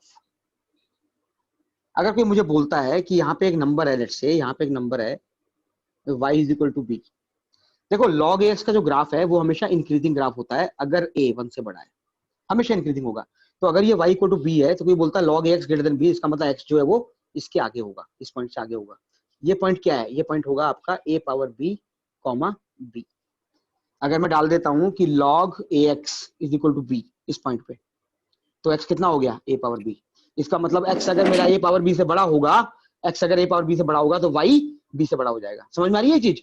x अगर a पावर b से बड़ा होगा, इस पॉइंट से बड़ा होगा, तो y आपका b से ऊपर हो जाएगा। तो ये जो चीज है ये आपकी पहले तो 2 हिस्सों में डिवाइड होगी। सबसे पहले आएगा कि a का क्या सीन है। अगर कोई बोलता है a greater than 1, अगर a greater than 1 है तुम सीधा बोलोगे सर a greater than 1 है, तो ये ऑब्वियस है कि x will be greater than a power b, बिल्कुल सही है। लेकिन सिर्फ यही आंसर होगा जरूरी नहीं है, क्योंकि डिपेंड करेगा कि बेस a क्या है। अगर मैं log ax का ग्राफ ऐसे बनाता हूं, जो कि तब बनेगा अगर मेरा बेस 1 से बीच में होगा, और अगर यहाँ पे मुझे कोई बोलता है कि ये लाइन है y is equal to b की, तो y is equal to b है और आपका log ax b से ज्यादा है, इसका मतलब क्या हुआ, x आपका यहाँ से यहाँ है, यहाँ से यहाँ होने का मतलब क्या है, ये पॉइंट तो दोबारा वही हो जाएगा a power b comma b, और ये कितना हो जाएगा, ये 0 है। इसका मतलब है अगर आपका बेस 0 से 1 हो गया तो आपका x क्या होगा, your x will be greater than equal to 0, sorry यहाँ इक्वलिटी नहीं आएगी, greater than 0 but less than equal to a power b। तो लॉगरिथमिक इनइक्वालिटीज में what we need to keep in mind is whether our base is greater than 1 or less than 1, because your result will completely change in both the cases, because log ax is always increasing function if a is greater than 1 and log ax is always decreasing function, ये ध्यान रखना दोनों बातें, increasing और decreasing की, if a is between 0 to 1। तो ये हो जाएगा अगर log ax greater than equal to b है, मतलब बहुत बेसिक छोटा सा कंसेप्ट है, लेकिन जैसे मैंने बोला कि अगर ये होता तो क्या होगा, तो सीधा आंसर आया कि ये होगा, ये वाला दिमाग से निकल जाता है। तो आईआईटी वाले ऐसे ही, मतलब जो अच्छे पेपर होते हैं वो यही कर रहे होते हैं, वो ऐसे छोटे छोटे कंसेप्ट में फंसा रहे होते हैं जब बच्चे एकदम क्लियर होते हैं कि क्या होने वाला है। तो इसलिए be very clear with respect to mathematics. I hope this is clear to everybody. जो मैंने ये बनाया हुआ है बोर्ड पे, किसी को पूछना है तो पूछ लो। सर एक बार दोबारा बता दो। एक बार दोबारा बता दूं, ठीक है भाई, एक बार दोबारा बता दूं। बच्चे मैं ये बोल रहा हूं कि जो log ax है वो b से बड़ा है, ठीक है, हमको ये दे रखा है कि log ax जो है b से बड़ा है, तो हमको ये पता करना है कि x जो है वो कहां से कहां होगा। तो ये पता करने के लिए हमको ये देखना पड़ेगा कि जो बेस है a वो 1 से बड़ा है कि 1 से छोटा है। ऐसा क्यों करना पड़ेगा, ऐसा इसलिए करना पड़ेगा क्योंकि log का जो ग्राफ होता है वो हमेशा इंक्रीजिंग होता है अगर बेस 1 से बड़ा हो। अगर बेस आपका 1 से बड़ा है तो log का ग्राफ ऐसा बनता है, ये बनता है आपका log ax का ग्राफ। अगर आपका बेस 1 से बड़ा है तो हमेशा इंक्रीजिंग फंक्शन होता है, कंटिन्यूअसली इंक्रीज करता है। तो अगर कोई बोलता है log ax greater than equal to b, मान लो ये लाइन जो है ये लाइन है y इक्वल टू b की, क्योंकि log ax इंक्रीजिंग फंक्शन है अगर बेस 1 से बड़ा है, तो जब भी तुम्हारा x इस पॉइंट से ज्यादा होगा, इस पॉइंट से मतलब x जब भी इस पॉइंट के इधर होगा तो y जो है हमेशा b से ज्यादा हो जाएगा। अब ये वाला पॉइंट क्या है, अगर इस पॉइंट का y कोऑर्डिनेट कितना है b, तो अगर मैं इसके y कोऑर्डिनेट को log ax को b रख दूं तो x कितना आ जाएगा, a पावर b। तो इसका मतलब ये पॉइंट है a power b comma b। तो इसका मतलब हुआ log ax will be greater than equal to b अगर बेस 1 से बड़ा है, तो इसके लिए x को हमेशा a पावर b से बड़ा होना पड़ेगा, जो कि इस ग्राफ से पता चल रहा है। पहले ये बताइए जो मैंने बनाया ये समझ में आ गया, जिससे मैं दूसरे ग्राफ पे जाऊं। Yes sir, yes sir. पक्का हाँ सर, आ गया। चल ठीक है, बहुत बढ़िया। अगर ये आ गया तो फिर दूसरे वाला तू खुद ही देख लेगा, तेरे को आइडिया लग जाएगा दूसरे वाले में क्या हो रहा है। दूसरे वाले में log ax जो है वो ऐसे करके आ रहा है, ये हमेशा डिक्रीजिंग फंक्शन होता है बेटा, कंटिन्यूअसली डिक्रीज करता है। ये तब होता है जब इसका बेस जो है 0 से 1 के बीच में हो, ये 1,0 होता है। तो अगर कोई बोलता है तेरे को कि भाई log ax तुझे b से बड़ा चाहिए, ये चाहिए हमको बड़ा, मान ले ये b है, तो अब log ax तो देख लगातार कम होता जा रहा है। अगर तुझे b से ज्यादा चाहिए, ये b है, तो x कहां से कहां होगा, यहाँ से लेके यहाँ के बीच में होना जरूरी है ना। यहाँ पे x होगा, इस वाली जहाँ पे मेरा पेन दिख रहा है समझ तेरे को, यहाँ पे x होगा तभी तो y b से ऊपर होगा, y ऊपर तभी तो होगा। तो तू क्या कहेगा, तू कहेगा कि अगर आपका बेस 0 से लेके 1 के बीच में है तो मामला उल्टा हो जाएगा, x आपका 0 से बड़ा होगा, पक्का 0 से बड़ा तो होना जरूरी है तभी log डिफाइंड होगा, लेकिन a पावर b से छोटा होगा। तो ये बनेगी इसकी इनइक्वालिटी का रिजल्ट, ये इनइक्वालिटी का रिजल्ट है। और ये एक्सप्लेन करने के लिए, समझाने के लिए मैंने ये दोनों ग्राफ यूज किए। आई hope this is clear. Okay sir, this clear. चलो लेट्स प्रोसीड।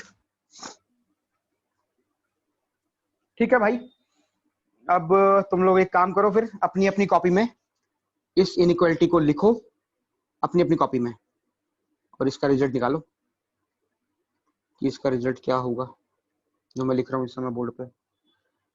log ax जो है c और d के बीच में है, तो x क्या होगा जरा सोच के बोलो अपने आप।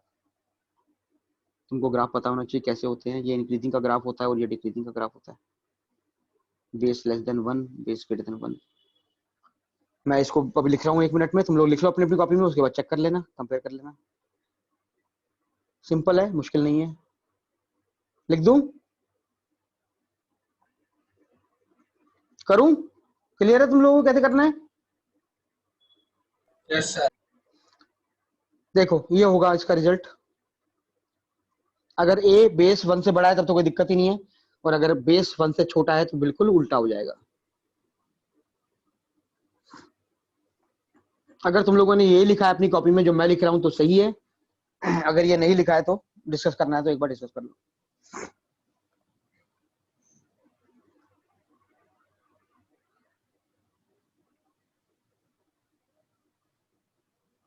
इनफैक्ट एक छोटा सा रिजल्ट हो रहा है बीच में, वो भी ऐसा ही है, उसी ये वाला रिजल्ट जो मैं अब लिख रहा हूं,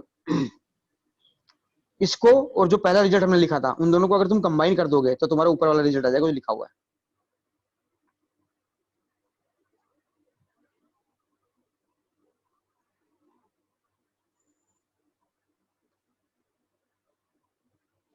log ax, ठीक है, x is greater than 1 तो x will be greater than 0 less than equal to a power b। और अगर a आपका 0 से 1 होगा, ये आपका अगर 0 से 1 होगा तो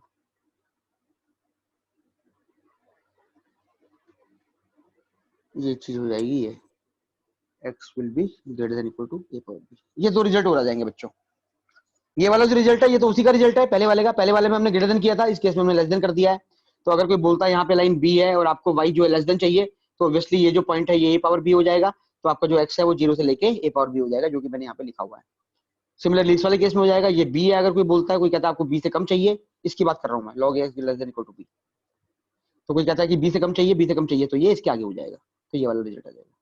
अब इस वाले रिजल्ट को और इससे पहले जो मैंने रिजल्ट किया था ये वाला result log x greater than equal to b, इन दोनों रिजल्ट को कंबाइन कर दो आप, तो जैसे ही कंबाइन करोगे आपके पास ये रिजल्ट आ जाएगा।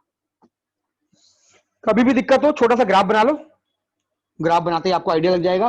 ग्राफ में ये ध्यान रखना कि इसका फंक्शन हमेशा इंक्रीजिंग फंक्शन होता है अगर बेस 1 से बड़ा होता है, otherwise the function is always a decreasing function अगर आपका बेस 1 से छोटा है तो। किसी को कुछ पूछना है इसमें तो पूछ लो डाउट्स।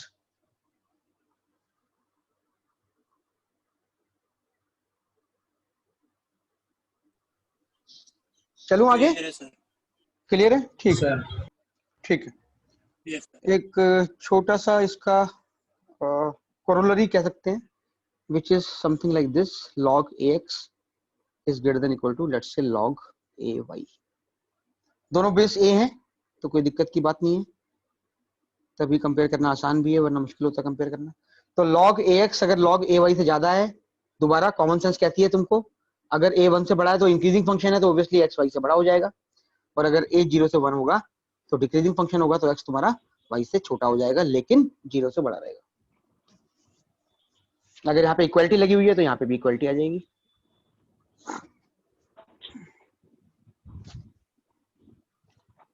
बिल्कुल बेसिक चीजें हैं 9th 10th की, इसीलिए मैं इन सबको फंडामेंटल बेसिक मैथ कहता हूँ, क्योंकि ये आईटी के लिए जरूरी तो है लेकिन कोई पर्टिकुलर टॉपिक नहीं है इसका, तो ये फंडामेंटल्स हैं। क्लियर है ये चीज? Yes sir. ठीक है।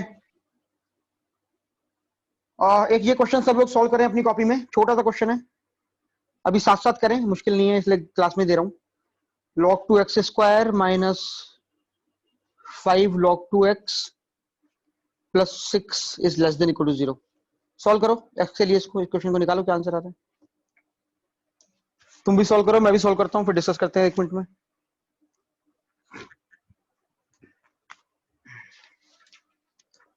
सब लोग आंसर निकाल लो, उसके बाद जब मैं बोलूंगा तब आंसर बोलना, एक बार बच्चों को करने दो सारे।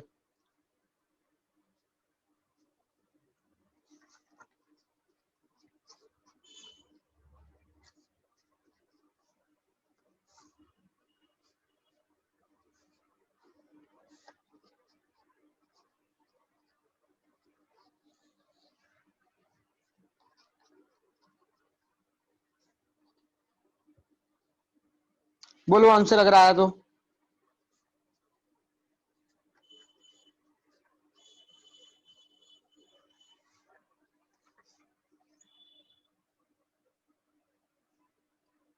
बोल सकते हो जिनका भी आंसर आ रहा है। तो x 2 लेस देन 4 नहीं बेटा, x नॉट लेस देन 4 ये तो नहीं आएगा।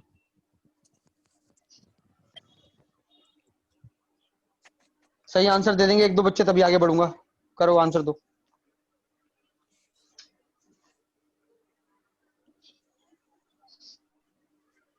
हाँ नीलेश बिल्कुल सही है तुम्हारा आंसर, बट बेटा इक्वालिटी लगेगी, इनइक्वालिटी नहीं होगी, इक्वालिटी भी आएगी क्योंकि यहाँ पे भी मेरे को इक्वल टू दे रखा है। बिल्कुल सही। एक मिनट, तुमने 4 to 9 लिख दिया है मेरे ख्याल से। 4 to 9 नहीं होगा बेटा, अपर लिमिट चेक करो, अपर लिमिट में गड़बड़ कर रहे हो तुम। 4 ठीक है, अपर लिमिट चेंज करो सर और इक्वालिटी आएगी। 1 हाँ by बोलो। 9 1 by 9 से 1 by 4। अबे क्या गलती कर रहा है, 1/9 से 1/4 क्यों बोल रहा है? सॉरी 1 by 8 से 1 by 4। फिर गलती कर दी तूने, कोई बात नहीं, मैं इसे सॉल्व कर रहा हूँ, सब लोग देख ले। बेटा देखो तुम लोगों को ना, देखो 8 होगा, हाँ 4 से लेके 4 से 8। 4 से 8 होगा, बिल्कुल सही है। देखो एक बात समझना, हम में से ना कुछ बच्चे हैं जिन्हें ये चीजें समझ में थोड़ी कम आती हैं, कुछ बच्चे हैं जिन्हें ये समझ में थोड़ी ज्यादा आती हैं। तो ऐसे बच्चे जिनको समझ में आ जाती है ना चीजें, उनमें भी 2-3 तरीके के बच्चे होते हैं। कुछ ऐसे होते हैं जो सिली मिस्टेक करते रहते हैं हमेशा, और कुछ ऐसे होते हैं जिनके कंसेप्ट बहुत क्लियर होते हैं। तो हमको देखना हम कौन सी कैटेगरी में और अगली कैटेगरी में कैसे जाएं। चलो इस क्वेश्चन को करते हैं पहले। तो हमें इसे सॉल्व करना है। सबसे पहला तरीका बिल्कुल 4 से 8 ऑब्वियस, सर 4 से 8। 4 से 8 बिल्कुल ठीक है। Let's say log 2x is equal to y, तो equation becomes y square minus 5y plus 6 is less than equal to 0, which is nothing but y minus 2 into y minus 3 is less than equal to 0। Wavy curve inequality सबको आती है, ये हो गया 2 और ये हो गया 3। हमको चाहिए 2 से 3 के बीच में नेगेटिव। आंसर क्या हो गया? y has to be greater than equal to 2 less than equal to 3। यहाँ इक्वलिटी आएगी क्योंकि यहाँ पे इक्वलिटी थी। y क्या था? log 2x। तो log 2x जो है 3 से कम है और 2 से ज्यादा है। इसका मतलब x जो है वो 2 दूनी 3 और 2 टू द पावर 2 से ज्यादा है। That means x is between 4 and 8। भाई इतने सिंपल से क्वेश्चन में गलती मत करो ना यार। अब एक बच्चे ने क्या किया, यहाँ पे 2 दिखा, यहाँ पे 3 दिखा, उसने 3 का स्क्वायर कर दिया, 9 बोल दिया। तो ये जो 9 बोला है, जैसे नीलेश ने बोला, तो ये सिली मिस्टेक है। तो इस टाइप की मिस्टेक से हमको बचना है, क्योंकि ऐसे मिस्टेक से क्या होता है ना, टाइम तो हम लगा देते हैं क्वेश्चन में, और जहां हमको +4 मिलते वहां इफेक्टिवली -5 हो जाता है वो, क्योंकि +4 तो वो जो हम लेने वाले थे छूट गए हमारे, ऊपर से माइनस नंबर एक दे दिया, तो डिफरेंस जो है सीधा 5 नंबर का हो जाता है, एक सही में और एक गलत में। तो इसलिए एकदम ऊपर नीचे आती है इक्वेशन। इसलिए आराम से करा करो, और जो कर रहे हो सही तरीके से करो, वो ज्यादा इंपॉर्टेंट है। मिटा रहा हूं मैं इसको, छोटा सा क्वेश्चन है ये, ठीक है। अब मैं आपको, अच्छा एक बात बताओ, अगर कोई तुमसे पूछे, बोर्ड पे लिख रहा हूं मैं, रेंज, अभी मैंने फंक्शन डोमेन रेंज ये सब कराया नहीं है, बाद में कराऊंगा, लेकिन हम सारे 12th के पास आउट हैं तो इतना हमको पता है कॉमन सेंस से। इसकी जरा रेंज बताना मुझे सोच के कितनी होगी, range of sine log 2x। -1 से 1। -1 से 1, ठीक है। देखो डोमेन कितना होगा, डोमेन तो ऑब्वियसली x बिलोंग्स टू 0 से इंफिनिटी होगा, क्योंकि log x के अंदर। अब तुम log की कोई भी वैल्यू डाल दो यहाँ पे, जितना मर्जी बड़ा नंबर होता जाए, बाहर साइन लगा हुआ है, तो ये पूरा का पूरा अपने आप में हमेशा -1 से 1 ही जाएगा। नहीं -1 से 1 जाएगा, x जाएगा 0 से इंफिनिटी, साइन तो नेगेटिव हो ही सकता है। यस सर, यस सर, ठीक है, क्लियर है ये वाला सबको? Yes sir. ठीक है, एक छोटा सा क्वेश्चन दे रहा हूँ, अगली क्लास में डिस्कस कर लूंगा, बिल्कुल बेसिक क्वेश्चन है, ध्यान से करना थोड़ा सा, क्योंकि उसमें क्वालिटी क्वेश्चन का लॉजिक लगेगा। इसी बहाने में थोड़ा सा क्वालिटी के ग्राफ को एक बार दोबारा, क्वालिटी के कंसेप्ट को एक बार दोबारा डिस्कस कर लूंगा। इसको ट्राई करना सब लोग independently. Find the range of, ये मत सोचना कि मैं फंक्शन डोमेन रेंज कराने लगा हूं, वो सब नहीं करा रहा हूं मैं, लेकिन लॉग से रिलेटेड कुछ बेसिक कंसेप्ट है उनको कराने के लिए करा रहा हूं। Find the range of ln 5x square minus 8x plus 4।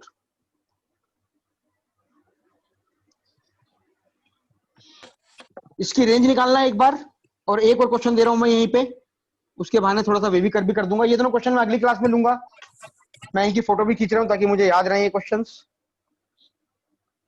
एक और क्वेश्चन लिख रहा हूं यहाँ पे, छोटे छोटे क्वेश्चन है। Find the domain of, domain वो वैल्यू होती है जिनके लिए फंक्शन मैथमेटिकली फिजिबल रहता है। एक्स की वो वैल्यूज जिसके लिए फंक्शन मैथमेटिकली डिफाइन है उसे डोमेन कहते हैं। एक्स की उन वैल्यूज जिनके लिए फंक्शन डिफाइन है, अगर हम वो सारी वैल्यूज पुट कर दें फंक्शन में, तो वाई जहां से जहां जाता है उसको कहते हैं रेंज।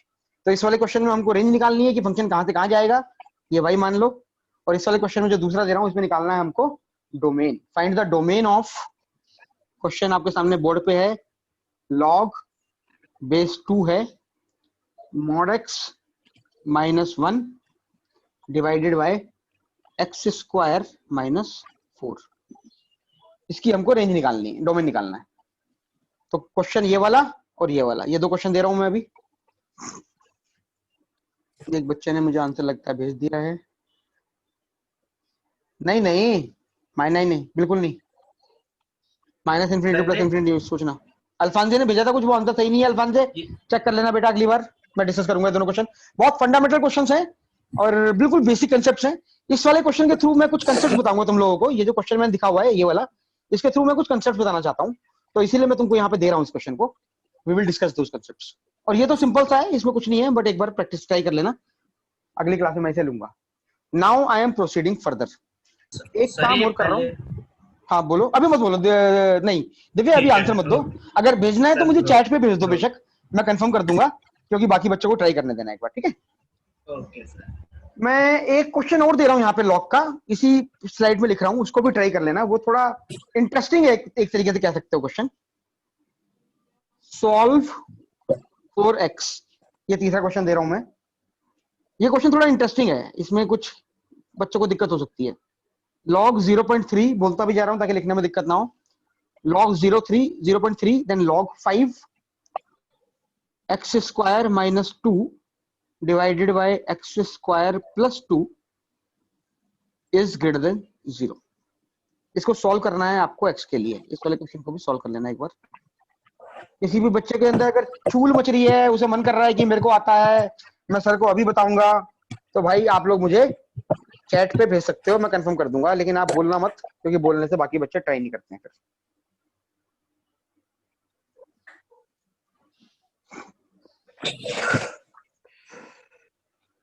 ठीक है,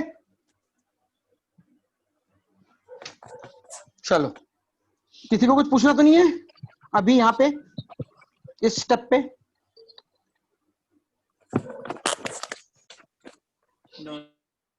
चलो let's proceed. So I am clearing all drawing. I have saved it. Now I clear all drawing. Now I move forward. ये वाला जो वीडियो है जो मैं रिकॉर्ड कर रहा हूँ, इसको मैं ग्रुप में डाल दूंगा जब ये हमारा मेरे पास लिंक आ जाएगा। अब जो मैंने ना, देखो वो बच्चे, ध्यान से सुनना मेरी बात, वो बच्चे जो पुराने बच्चे हैं उनके साथ तो मैंने बेसिक मैथ लगभग सारा कर दिया है जो मैं कराता हूँ, ठीक है। अगली क्लास में मैं ग्रेटेस्ट इंटीजर और फ्रैक्शनल पार्ट वाला जो पार्ट था वो अभी नहीं करा रहा हूँ, क्योंकि वो हमने ग्राफ में कर लिया है और हमें उतना ही रिक्वायर्ड है। अलजेब्रा में जब मैं आऊंगा थोड़ा और करा दूंगा। अभी मैं एएमजीएम का कंसेप्ट करा रहा हूँ, ये भी अच्छा कंसेप्ट है। और वो 4-5 बच्चे जिन्होंने एएमजीएम वाले जो मैंने क्वेश्चन दिए थे वो ट्राई करे होंगे, उनके आंसर्स नहीं बताए मैंने, वो भी मैं आज बता दूंगा, नहीं तो अगली क्लास में बता दूंगा। नेक्स्ट क्लास में I will start with coordinate geometry. तो all of us should be clear that we are starting with coordinate geometry in next class. Next class में वेडनेसडे को लूंगा, टाइमिंग वगैरह बता दूंगा। We will start with basic geometry and then we will move to coordinate geometry. अभी let's look at the basic concepts. क्या बेटा? Sir बड़ी क्लास लेना है। हाँ बड़ी क्लास ले लूंगा। अरे बड़ी क्लास में ना ये इंटरनेट का चक्कर पड़ता है, तो उसमें हम क्या कर सकते हैं, 1.5 घंटे की क्लास ले लेंगे, फिर 10 मिनट गैप दे देंगे, फिर 1 घंटे की ले लेंगे, इस तरीके से कर लेंगे। और कंटिन्यूअसली 2-2.5 घंटे 2.5 घंटे बैठना ना, बोलना लगातार, थोड़ा वो हो जाता है। तो बीच में 5-10 मिनट का ब्रेक ले लेंगे, ठीक है? उसके बाद ले लेंगे। यस सर ठीक है। हाँ बेसिक से शुरू करूंगा बच्चों, लेकिन फिर भी मैं तुम सबको सजेस्ट करूंगा एक बार एनसीईआरटी से ज्योमेट्री, मतलब 9th और 10th क्लास की तो छोड़ दो, वो तो मैं करा दूंगा, वो तो बेसिक है, उसमें कोई दिक्कत नहीं होगी। ये स्ट्रेट लाइन, सर्कल, ये सब पढ़ना शुरू कर दो, ठीक है। पैराबोला, एलिप्स, हाइपरबोला एनसीईआरटी से तो पढ़ लो कम से कम। जेई मेन में बहुत कम आता है कोऑर्डिनेट ज्योमेट्री, लेकिन एडवांस में काफी आता है, ठीक है भाई। एएमजीएम की कुछ बेसिक चीजें हैं, ये मैं कुछ बच्चों को करा चुका हूँ, एक बार बाकी बच्चों को करा रहा हूँ जो बाद में ज्वाइन किए थे, रिवीजन भी हो सकती है। ध्यान से समझना इस चीज को। लेट्स से हमारे पास नंबर हैं A1 A2, बाकी बच्चे भी रिवाइज कर सकते हैं करना चाहें तो। A1 A2 A3 A4, let's say AN number है हमारे पास। कुछ कंडीशंस हैं। कंडीशन ये है कि सारे के सारे नंबर जो हैं ए आई जो हैं सारे के सारे रियल नंबर हैं, और दूसरी हम कंडीशन ले रहे हैं कि all a i's are positive, सारे के सारे नंबर पॉजिटिव हैं, ग्रेटर देन 0 हैं, और सारे के सारे नंबर जो हैं रियल हैं। अगर ऐसा है तो देयर आर टू रिजल्ट्स। सबसे पहले हम जानते हैं अर्थमेटिक मीन क्या होता है इन नंबरों का। अर्थमेटिक मीन होता है a1 plus a2 plus a3 till an divided by n, ये होता है arithmetic mean. Geometric mean in नंबरों का क्या होता है? ज्योमेट्रिक मीन होता है a1 into a2 into a3 till an to the power 1 by n, ये होता है इनका ज्योमेट्रिक रूट। सिमिलरली इनका हार्मोनिक मीन होता है n divided by 1 by a1 plus 1 by a2। ये सबको पता होना चाहिए, बेसिक रिजल्ट्स हैं। ये हम अलजेब्रा में जाएंगे तो डिटेल में करेंगे, प्रूफ भी करेंगे, लेकिन अभी बेसिक मैथ के पॉइंट ऑफ व्यू से I am just touching these concepts. So this can be written as summation ai divided by n. This can be written as pi ai to the power 1 by n. Pi का मतलब होता है product, जैसे summation का मतलब सम, वैसे pi का मतलब होता है product. This can be written as n divided by summation 1 by ai। ये बनते हैं तीनों के तीनों रिजल्ट। किन्हीं भी n नंबर्स के लिए जो कि सारे पॉजिटिव हों और रियल हों, ये कंडीशन हमेशा होल्ड करेगी। अर्थमेटिक मीन जो है नंबर्स का हमेशा उनके ज्योमेट्रिक मीन से ज्यादा होता है, और ज्योमेट्रिक मीन उनके हार्मोनिक मीन से हमेशा ज्यादा होता है। ये रिजल्ट हमेशा होता है किन्हीं भी n नंबर्स के लिए। This is the basic result. इसका मतलब summation a i divided by n is always greater than pi a i to the power 1 by n, which will be greater than n divided by summation 1 by ai। In results को आपको याद रखना है, ये basic results हैं। एक important चीज, यहाँ पे ये जो ग्रेटर देन इक्वल टू आ रहा है, इसमें equality will hold. Equality holds if a1 is equal to a2 is equal to a3 is equal to an and so on। अगर सारे नंबर इक्वल हो जाएंगे तो इक्वलिटी आ जाएगी। अगर सारे ai इक्वल हो गए तो am भी a1 हो जाएगा, gm भी a1 हो जाएगा, और hm भी a1 हो जाएगा। सारे के सारे नंबर a1 हो जाएंगे अगर ऐसा हुआ तो। 11/3 से इंफिनिटी, पहले वाले क्वेश्चन का नहीं दिव्या, वो सही नहीं आंसर, कर लेना दोबारा ट्राई।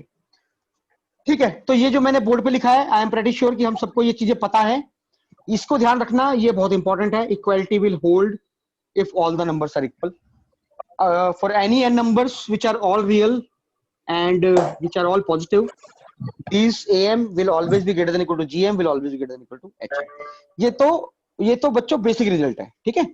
ये तो बेसिक रिजल्ट है जो हमने पढ़ा हुआ है पहले और हमको पता है। अब हम इसको अप्लाई कैसे करेंगे और हम इसको क्यों कर रहे हैं इस समय, वो देख लो, वो इंपॉर्टेंट है। मैं मिटा रहा हूं इस वाली स्लाइड को, किसी को पूछना है तो पूछ लो इसमें कुछ। ठीक है, नाउ सर मैंने ln 11/3 लिखा है। हाँ ln 11/3 नहीं है आंसर। अच्छा ln 11/3 बोल रहा तू? नहीं, लेकिन ln 11/3 नहीं है, कुछ हो रहेगा, चेक कर लियो। चलो मैं आगे चल रहा हूं, अभी मत करो उसको डिस्कस, बाद में करते हैं। तो अब जो रिजल्ट है AMGM से रिलेटेड दो, वो ये रिजल्ट है। पहला रिजल्ट मैं लिख रहा हूं इस रिजल्ट को वैसा का वैसा जैसा ये है। If A1 plus A2 plus A3 till AN is equal to K, that means some constant. If sum of some numbers, मतलब A1 plus A2 plus A3 till AN is constant, then their product, मैं statement लिख रहा हूं बिल्कुल जो है proof उसका, मतलब रिजल्ट का, then their product P which is equal to A1 into A2 into A3 till AN is, then their product AP is maximum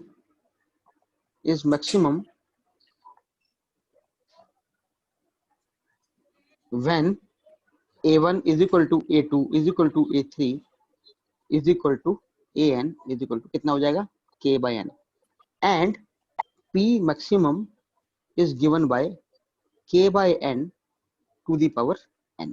ये है रिजल्ट, ये पहला रिजल्ट है। इसको लिख लो अपनी अपनी कॉपी में। ऐसा क्यों होता है अभी दिख जाएगा आपको। ये इंपॉर्टेंट रिजल्ट है। रिजल्ट ये है कि if sum of some numbers, language में लिख रहा हूं, if sum of some numbers is constant, then their product can be maximised, और वो कितना होगा आपके सामने बोर्ड पे है। ये अंग्रेजी में स्टेटमेंट है इसका कि अगर sum of some numbers is constant then their product can be maximised, और मैक्सिमम प्रोडक्ट कितना होगा आपके सामने है। क्यों होता है ऐसा, मैं प्रूव कर रहा हूँ इसको। ये आईआईटी में आए हुए हैं क्वेश्चंस और काफी रेलिवेंट क्वेश्चंस होते हैं। अभी जब अप्लाई करना सिखाऊंगा तब समझ में आएगा कैसे अप्लाई करना है। ये सिंपल एएमजीएम नहीं है, ये एएमजीएम का वेरिएशन है, इसलिए ध्यान से समझना सब लोग, इंपॉर्टेंट है। सीधे सीधे क्वेश्चन आए हुए हैं आईआईटी में इस कंसेप्ट पे। नाउ अब देखो क्वेश्चन के कंसेप्ट क्या कह रहा है कि अगर कुछ नंबरों का सम कांस्टेंट है, a1 a2 a3 का सम जो है k है, then their product this is maximum when this is equal to this. क्या बोल रहा है ये देखो, ये जो नंबर है a1 a2, इसमें एएमजीएम लगा दो, तो a1 plus a2 plus a3 till an by n will be greater than equal to a1 into a2 into a3 till an to the power 1 by n। हमने क्या किया है, सिर्फ दोनों नंबरों में am greater than equal to gm लगा दिया। ठीक है, आगे बढ़ो। ये जो सम दे रखा है ऊपर देखो, a1 plus a2 plus a3 till an, कितना दे रखा है, k दे रखा है भाई, k रख दो। तो k by n is greater than equal to, ये कितना है भाई, ये p है, p का मतलब प्रोडक्ट, ये आ गया। क्या पता चला, p is less than equal to k by n to the power n। इसका मतलब क्या हुआ, p maximum is equal to k by n to the power n, ये है। और क्योंकि हम इस AMGM की इनइक्वालिटी में इक्वालिटी यूज कर रहे हैं यहाँ पे, इसका मतलब है इक्वालिटी कब होती है, जब सारे नंबर इक्वल होते हैं। ठीक है, जब सारे नंबर इक्वल होंगे तभी तो इक्वालिटी यूज होगी। तो हमने इक्वालिटी यूज कर ली कि ये p जो है हमेशा से कम होगा, मैक्सिमम वैल्यू कितनी होगी, इतनी। और ये मैक्सिमम वैल्यू कब होगी, जब सारे के सारे नंबर इक्वल हो जाएंगे, a1 is equal to a2 is equal to a3 and so on is equal to an। अब देख लो a1 को an के इक्वल कर दोगे, अगर इन सारे नंबर को इक्वल कर दोगे तो क्या हो जाएगा, हर नंबर कितना हो जाएगा, k by n। ये है बच्चों रिजल्ट जो आपके सामने इस समय बोर्ड पे है। आई एम प्रेटी श्योर कि आपको समझ में आ गया होगा। ये रिजल्ट बेसिक रिजल्ट है, ये है बेसिकली कि अगर सम कुछ नंबर्स का कांस्टेंट है तो उनके प्रोडक्ट को हम मैक्सिमाइज कर सकते हैं, और वो मैक्सिमाइज तब होगा जब सारे नंबर इक्वल हो जाएंगे। इसको लिख लो सब लोग, और सबको क्लियर होना चाहिए ये क्या हो रहा है इसमें। दिव्य का एक और मैसेज आया शायद, क्या बोल रहा है, नहीं ये भी नहीं है, LN8 नहीं आएगा। करते रहो ट्राई, अच्छा है, अपने आप कंसेप्ट लगाओगे और बार बार देखोगे और सोच रहे हो क्यों नहीं आएगा, तभी अपनी गलती पकड़ोगे। LN11/3 भी नहीं आएगा बेटा, और LN8 भी नहीं आएगा, कर सकते हो ट्राई, बाद में आराम से देख लेना। तो ये जो मैंने बच्चों अभी स्क्रीन पे लिखा हुआ है, ये पहला रिजल्ट है AMGM में। ये रिजल्ट ये कह रहा है कि अगर कुछ नंबरों का सम कांस्टेंट है तो उसके प्रोडक्ट को मैक्सिमाइज किया जा सकता है, और वो प्रोडक्ट जब मैक्सिमाइज होगा उस समय सारे नंबर्स इक्वल होंगे और हर नंबर की वैल्यू हो जाएगी k by n। अब अगर इस कंसेप्ट से रिलेटेड किसी को कुछ पूछना है तो मुझसे पूछ लो जो मैंने बोर्ड पे लिखा है, वरना मैं इसको अब इसके क्वेश्चंस करूंगा तो समझ में आ जाएगा कि ये चीज कैसे यूज होगी। चलूं आगे। Yes sir. नाउ देखो, सपोज करो कोई बोलता है कि x plus y plus z is equal to 15, तो कोई कहता है कि भाई एक्स वाई जेड की मैक्सिमम वैल्यू निकालो, तो कोई दिक्कत ही नहीं है। क्यों, हमको ये पता है कि अगर कुछ नंबरों का सम कांस्टेंट है, ध्यान से सुनना मेरी बात, कुछ नंबरों का सम कांस्टेंट है तो प्रोडक्ट मैक्सिमम कब होगा, जब सारे नंबर इक्वल होंगे। तो अगर मुझे प्रोडक्ट को मैक्सिमाइज करना है तो क्या करूंगा, x is equal to y is equal to z is equal to 5, तो प्रोडक्ट कितना हो जाएगा, 5 क्यूब इज इक्वल टू 125, सीधा हो जाएगा। ये तो ये समझ में आ रहा है। Yes sir. 5 कैसे ले आए, एक्स वाई हाँ 5? हाँ, तो पूछो, बिल्कुल सही है, 5 कैसे ले आए। देखो अभी इससे पहली स्लाइड में मैंने क्या कहा था, मेरी बात ध्यान से सुनो ना। मैंने कहा था अगर कुछ नंबरों का सम कांस्टेंट है तो उनका प्रोडक्ट मैक्सिमाइज किया जा सकता है, और उनका प्रोडक्ट मैक्सिमम तब होता है जब सारे नंबर इक्वल हो। ये तो याद होगा तुमको, अभी भी किया था मैंने। तो अगर ये सारे नंबर एक्स वाई जेड इनका सम कांस्टेंट है 15, तो इनका प्रोडक्ट मैक्सिमम कब होगा, जब ये सारे नंबर इक्वल होंगे। तो x is equal to y is equal to z कर दोगे, तीनों नंबर एक जैसे हो जाएंगे, तो तीनों नंबर की वैल्यू कितनी हो जाएगी, 5 5 5 हो गया 15। समझे।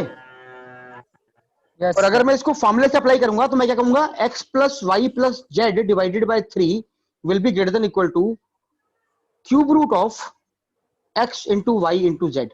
That means 15/3 is greater than equal to cube root of p. That means p is less than equal to 5 cube, that means p maximum is equal to 125। और ये होगा कब? जब सारे नंबर इक्वल होंगे, विच इज 5 इंटू 5 इंटू 5। जैसे मर्जी पकड़ लो, चाहे जो मैंने थ्योरी कराई है उससे पकड़ लो, चाहे सिंपल एएमजीएम का कंसेप्ट लगा लो। ये क्लियर है? समझ में आ गया है सबकी? Yes sir.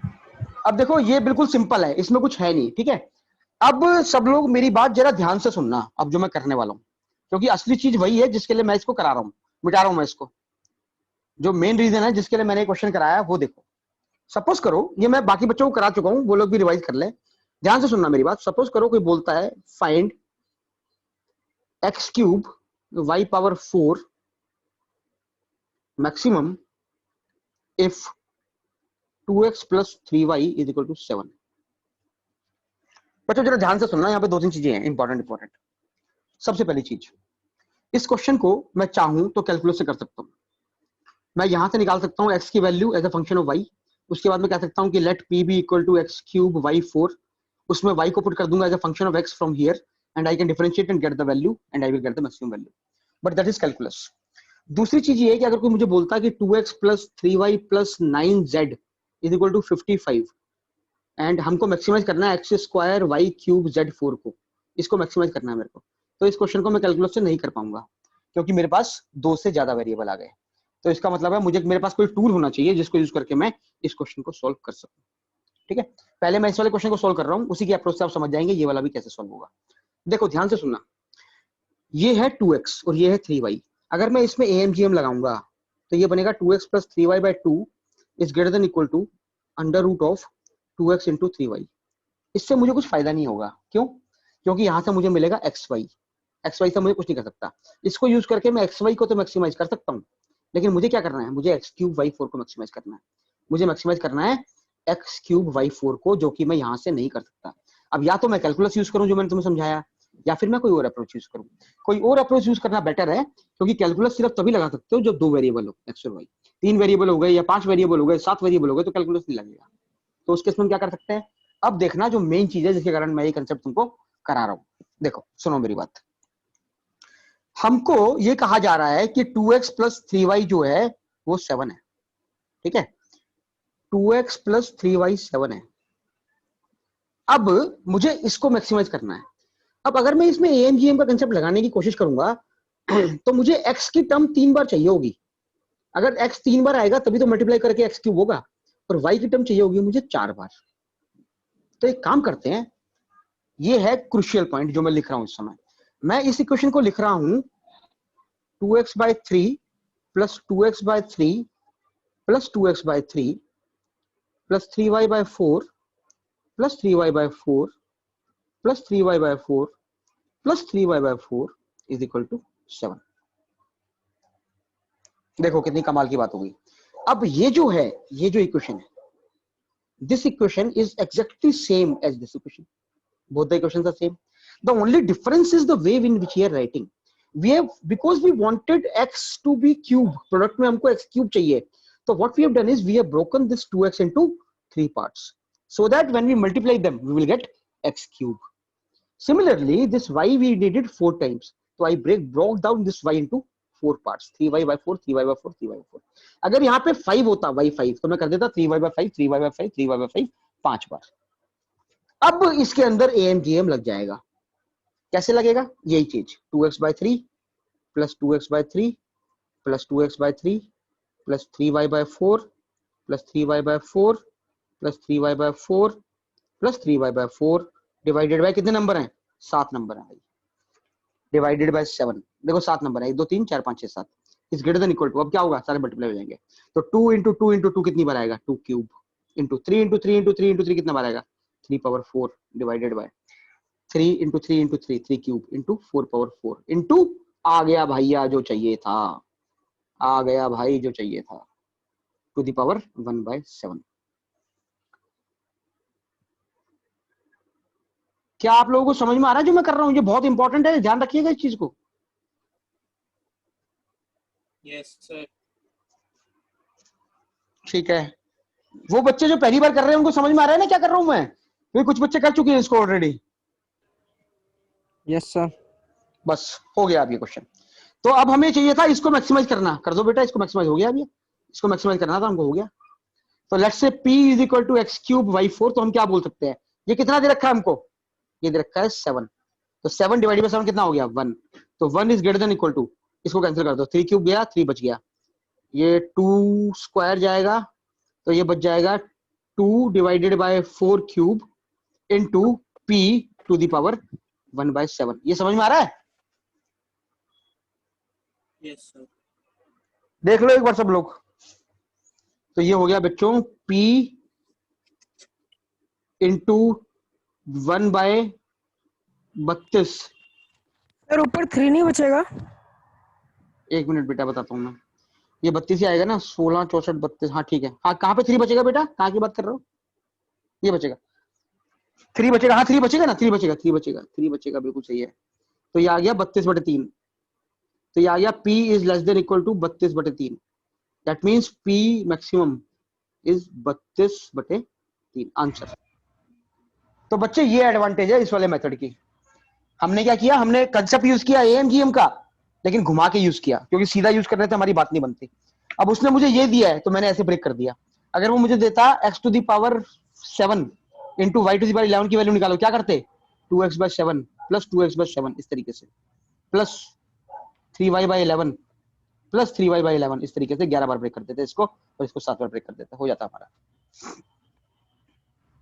1/7 का आ गया, 1/7 है ये 1/7 था ना, ये 1/7 है यहाँ पे, और इसकी वैल्यू कितनी दे रखी है सम की, ये जो इक्वेशन है ये इक्वेशन तो है 2x + 3y = 7, तो 7/7 कितना हो गया, 1 हो गया, 7/7 1 हो गया ना भाई। सर पावर में, अरे पावर में हाँ हाँ ठीक है, देख देख पावर में 1/7 है ना, और यहाँ पे 1 है, तो 7th पावर ले ले, तो 1 टू द पावर 7 कितना होता है, 1 ही तो होता है। ठीक है जी, ओके। अगर सारे बच्चे बोलेंगे कि हाँ सर हमको ये समझ में आ गया, तो मैं आगे बढ़ूंगा।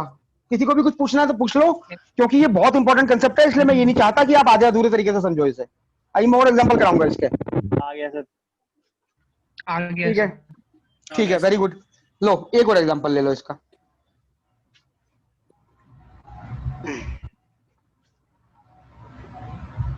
एक और example, 6x + 5y = 45। Find x² y maximum. क्या करेंगे, क्या करेंगे, इसको 2 पार्ट में ब्रेक कर देंगे। बस हो गया, x को 2 पार्ट में ब्रेक कर दो, तो ये हो गया 3x + 5y = 45। ठीक है, दैट मींस 3x + 5y। देखो इतना करने से बात बन जाएगी, क्योंकि जब मल्टीप्लाई करेंगे तो x² y आ जाएगा, और कुछ करने की जरूरत नहीं है। तो ये हो जाएगा 3x × 3x × 5y to the power 1/3। ये दे रखा है 45, तो ये हो गया 45/3 is greater than equal to 3 square × 5 × x² y to the power 1/3। तो ये हो गया 15, तो ये हो गया x² y × 3 square × 5 is less than equal to 15 × 15 × 15। Cube ले लिया भाई दोनों तरफ। क्लियर है?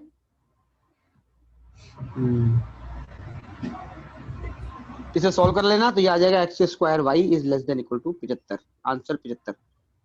तो इसकी मैक्सिमम वैल्यू आ गई 75 सीधा।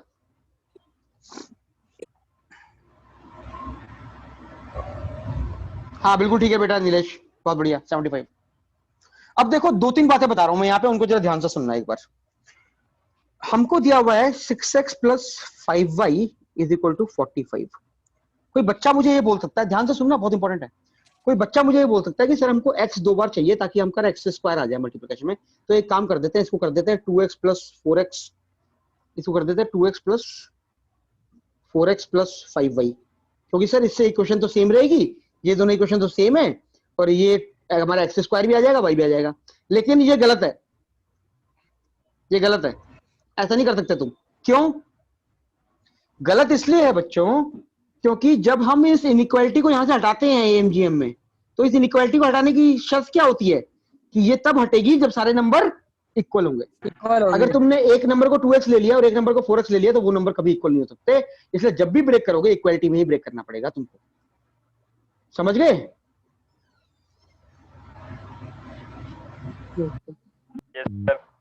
अगर कोई मुझे बोलता कि 6x plus 5y is 45, find the maximum value of x square y cube या x power 4y cube, x power 4y cube, तो क्या करते, कैसे ब्रेक करते बताओ?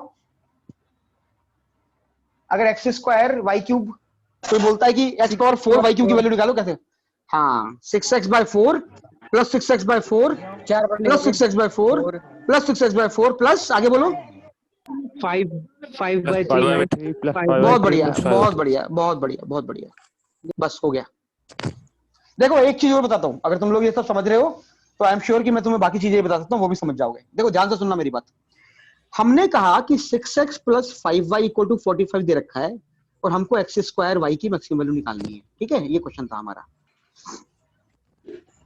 तो हम क्या कर रहे हैं, हमने कहा कि ये काम करते हैं, इसको कर देते हैं 3x, इसको कर देते हैं 3x, इसको रहने देते हैं 5y इज इक्वल टू 45। अब देखो हमें ये तो पता ही है कि भाई 3x और 3x इक्वल होंगे, लेकिन हमने जो इनिशियल रिजल्ट लिखा था, जो मैंने तुमको लिखवाया था लैंग्वेज में, उसमें क्या लिखा था?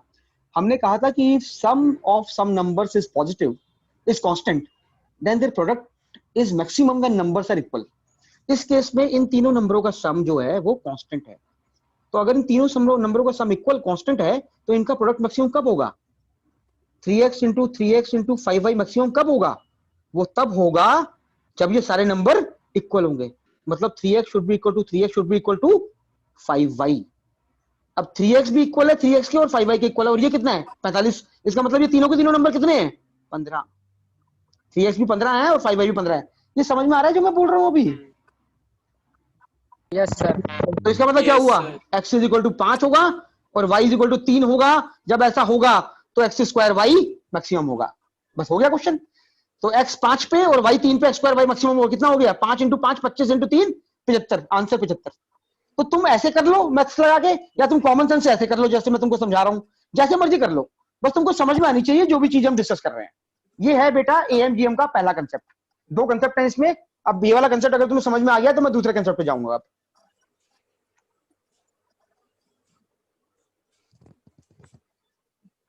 आ गया सर। ठीक है, ठीक है, जिसको उतारना है उतार लो। I am moving to the next one. Next one वाला जो है वो बिल्कुल यही चीज है जो ये वाला है, वही नेक्स्ट वाला है।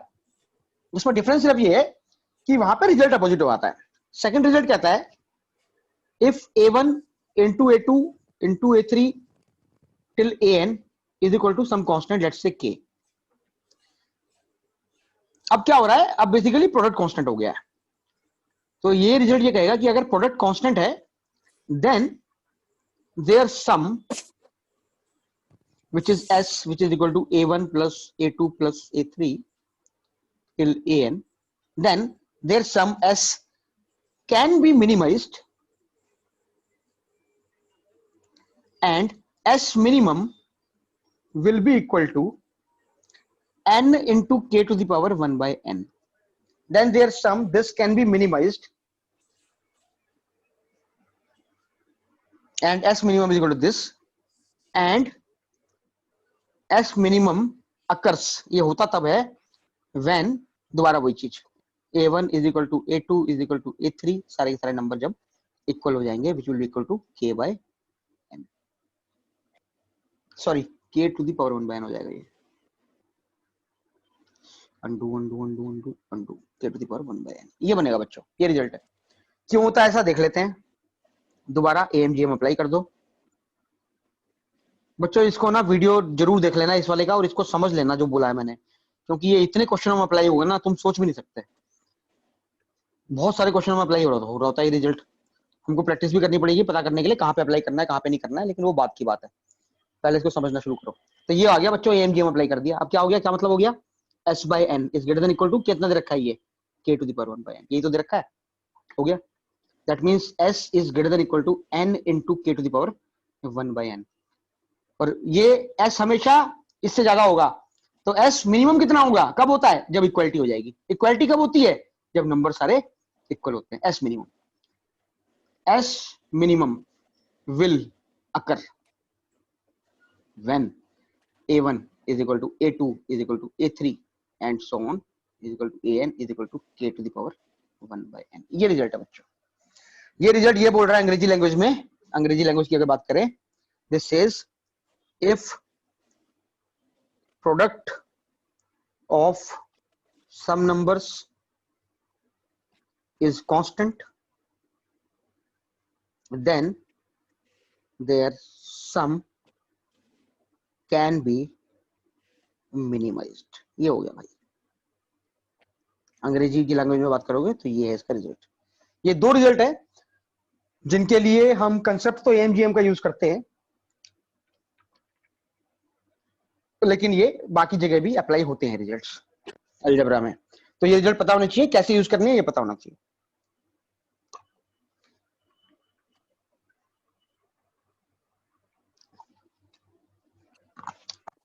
क्लियर है सबको ये चीज? Yes, sir. मिटा दूं? sir. मिटा दूं? Yes, sir. ठीक है, अब देखो एग्जांपल देता हूं तुमको, तुम्हें समझ में आ जाएगा सारा। क्वेश्चन कह रहा है find 3x plus 4y minimum if x square y cube is equal to 6। बताओ क्या करोगे जरा सोच के 1 मिनट के लिए। कोई आंसर निकालना चाहता है तो आंसर निकाल के बता सकता है, वरना मेरे को बताओ क्या करोगे इसमें सोच के। 1 मिनट सोचो और बताओ।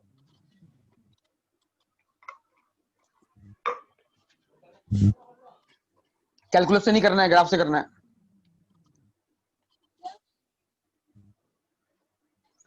अच्छा बच्चों, मेरी आवाज आ रही है तुम लोगों को? Yes, sir. एक दो बच्चों को नहीं आ रही है बेटा, तो हो सकता है तुम्हारे उसमें प्रॉब्लम हो इंटरनेट कनेक्शन में। कोई बात नहीं, जितना भी अभी समझ सकते हो उतना सुन लो। बाद में वीडियो लेक्चर तो मैं जो रिकॉर्ड करूंगा, जो अपलोड करूंगा, उसके अंदर पूरी मेरी वॉइस क्लियर होगी, तो वो बाद में एक बार रेफर कर लेना। बाकी अभी जितना समझ सकते हो उतना समझो। इसका आंसर बताओ जो लिखा हुआ बोर्ड पे, क्या करोगे बताओ, आइडिया दो, सोचो जरा।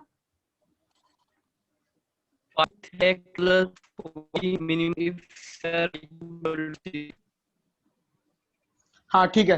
हाँ कैफ, आपकी आवाज मेरे को भी कट कट के आ रही है, तो कैफ आपके इंटरनेट कनेक्शन में इशू है इसका मतलब है, क्योंकि बाकी बच्चों की आवाज आ रही है मेरे को और आपको भी मेरी आवाज कट कट के आ रही है, तो उसमें इशू है। कोई बात नहीं, वीडियो देख लेना। देखो इसमें वही करेंगे जो पहले कर रहे थे, ऑब्वियस है। यहाँ पे एक्स स्क्वायर दे रखा है, ठीक है, इसका मतलब एक्स की 2 टर्म आ रही होंगी तभी तो ये प्रोडक्ट में एक्स स्क्वायर आएगा, और वाई में 3 टर्म है। तो हम क्या करेंगे, एक काम करते हैं, ये जो चीज है ये और ये जो मैं लिख रहा हूं, ध्यान से समझ लेना, इससे आपको आइडिया लग जाएगा कि ये क्वेश्चन कैसे ट्राई किए जाते हैं। एक बच्चे ने रिजल्ट भेजा है, उसका रिजल्ट चेक कर लेता हूं मैं एक बार, सही भेजा होगा वैसे। हाँ हाँ बेटा कैफ, वो वही प्रॉब्लम है, वो तुम्हारे नेट में प्रॉब्लम है, क्योंकि बाकी बच्चों को तो आ रही है मेरी आवाज, मुझे भी तुम्हारी आवाज नहीं आई अभी तुमने बोला था, तो वो नेट का इशू है। तो एक बार नेट देख लेना बेटा, चेक करा लेना अपना, नहीं तो फिर यही है कि जितना देख सकते हो अभी देख लो, बाकी बोर्ड वीडियो जो मैं अपलोड कर दूंगा तब देख लेना। अच्छा सुनो, ये क्वेश्चन देखो सारे लोग, देखो मुझे इसको मिनिमम निकालना है, ठीक है। अब इसको मैंने ऐसे लिखा, क्यों लिखा ऐसे, क्योंकि ऐसे लिखने से जब मैं इसका एएमजीएम लगाऊंगा तो ये y इंटू वाई करके वाई क्यूब दे देगा जो मुझे पता है, और ये x इंटू एक्स करके एक्स स्क्वायर दे देगा जो मुझे पता है। तो इसलिए मैंने इस वाली इक्वेशन को निकालना था मुझे मिनिमम, लेकिन मैंने इसको इस तरीके से लिख लिया।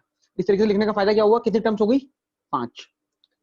तो this divided by 5 will be greater than equal to कितना हो जाएगा, 3x/2 into 3x/2 into 4y/3 into 4y/3 into 4y/3 to the power 1/5 हो गया। Now this question can be solved.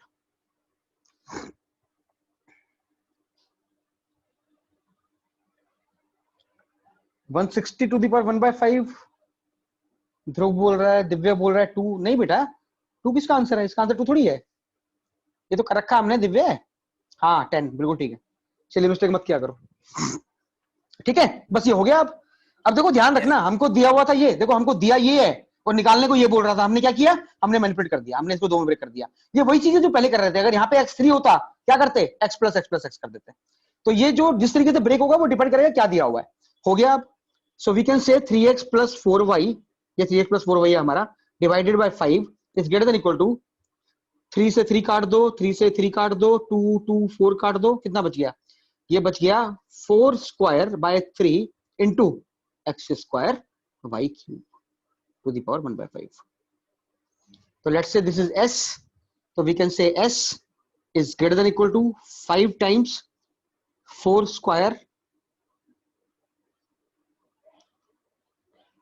square by 3 into x square y cube which is 6 to the power 1/5. आ गया answer. तो s is greater than equal to 5 into ये कितना हो जाएगा? 2 16 दूनी 32 32 to the power 1/5 which is 10. तो s maximum is equal to 10. तो ये अप्रोच है बच्चों जो इस क्वेश्चंस में हम लोग इस टाइप के क्वेश्चंस में लगा सकते हैं. ये मैंने एएमजीएम के जो क्वेश्चंस कराए हैं तुम लोगों को छोटे छोटे इसी कंसेप्ट के लिए कराए हैं जिससे हम इस टाइप के क्वेश्चंस को अटेम्प्ट कर सकें. अब जैसे एक एग्जांपल और लेता हूं छोटा सा, एक छोटा सा एस मिनिमम होगा शायद. हाँ सॉरी एस मिनिमम होगा, बिल्कुल सही, एस मिनिमम होगा. ठीक है, तो इस अप्रोच को याद रखना. हम बेसिकली ये मुश्किल हुआ था क्वेश्चन.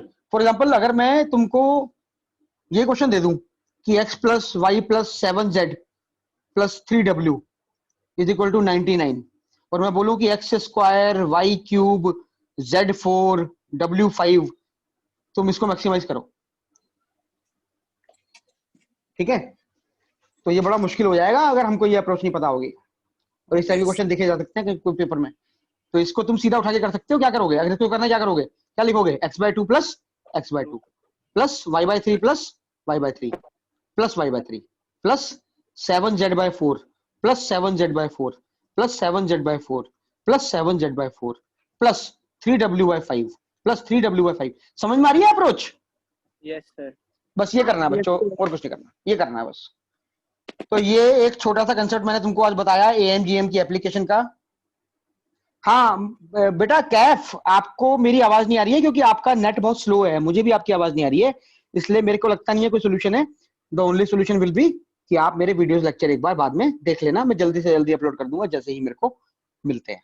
ठीक है, मैं लिख भी देता हूँ उसे, आवाज नहीं आ रही है. Kaif there is some issue, इसे तो पढ़ ही लेगा कम से कम, with your net connection. Please watch the videos later. ये सबके लिए लिख रहा हूँ वैसे तो मैं, लेकिन एक बच्चा है उसे बिल्कुल आवाज नहीं आ रही है तो उसके लिए स्पेशली है, बाकी सबके लिए है. ठीक है भाई, आगे बढ़ रहा हूँ. छोटी सी चीज और करा रहा हूँ एक. चलूं आगे, आगे चलूं? Yes sir. चलो लेट्स प्रोसीड. अब मैं एक काम करता हूँ. जैसे ये क्वेश्चन है, देखो आईआईटी का क्वेश्चन है ये वाला, ये मैंने बच्चों को घर के लिए दिया था, बिल्कुल सिंपल क्वेश्चन है ये. क्वेश्चन ये कह रहा था कि 16 sin square x plus 16 cos square x की मिनिमम वैल्यू निकालो इस सम की. ठीक है, इस सम की मिनिमम वैल्यू निकालनी है हमको. क्या करेंगे, दोबारा वही लगा दो. 16 to the power sin square x plus 16 to the power cos square x divided by 2 is greater than equal to under root of 16 sin square x into 16 cos square x which is equal to under root of 16 to the power sin square x plus cos square x which is equal to 1. So that means 16 to the power sin square x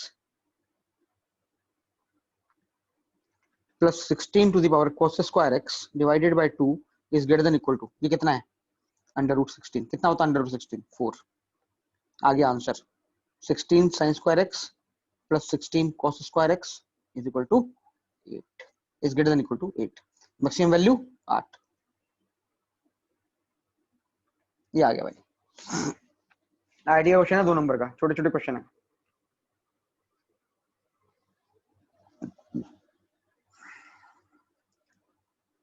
ठीक है, yes sir. अब देखो एक और question छोटा सा कराता हूं. x प्लस वाई, ये तो तुम खुद ही कर लोगे, is equal to 100. X square y cube की मैक्सिमम वैल्यू चाहिए. जरा बताना कितनी आएगी, सब लोग निकालो एक बार. पावर में बता देना कि x टू दी पावर इतना plus y to the power इतना, पावर में बता देना वरना बहुत लंबा जाएगा ये क्वेश्चन. बताओ जरा इसकी वैल्यू कितनी आएगी, एक बार निकालो सारे लोग. क्या करोगे, अप्रोच क्या है?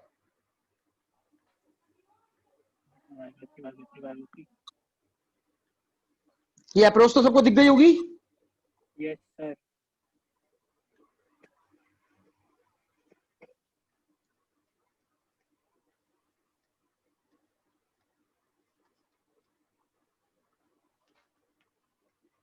ये बनेगी ना।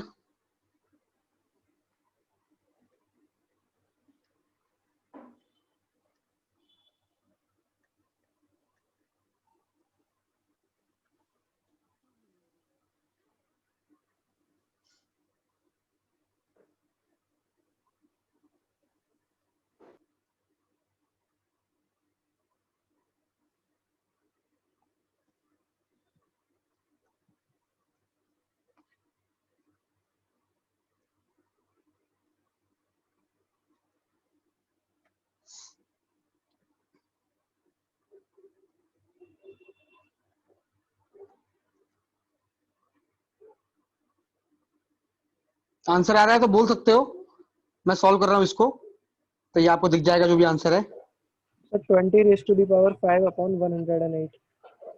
हाँ ठीक है, कह सकते हो। नहीं 20 रेज़ टू पावर 5 अपन 108। अच्छा तो मल्टीप्लाई करना, देखना तेरे सामने बोर्ड पे हो रहा है, मल्टीप्लाई हो जाएगा ना। मल्टीप्लाई होगा। तो x square y cube is less than equal to 2 square into 3 cube into 20 to the power 5। 20 कितना होता है? 20 is 2 square into 5 to the power 5। ये होता है ना 20, 4 5 20। That means x square y cube is less than equal to 2 5 10, 2 to the power 12, 3 power 3 और 5 power 5। तो x square ये है बच्चों answer. X square y cube minimum less than equal to, sorry maximum, is equal to 2 power 12 into 3 power 3 into 5 power 5।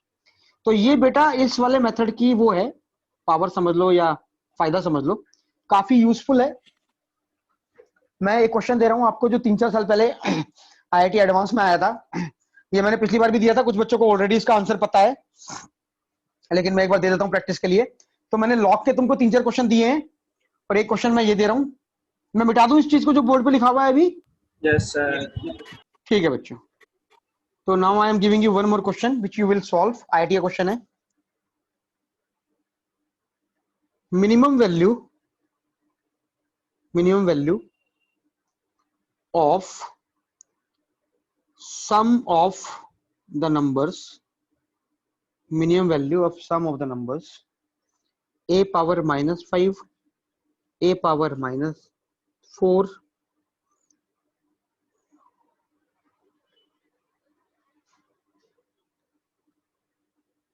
a power minus 5, a power minus 4, 3 into a power minus 3, 1, a power 8, a power 10। ये question है बस।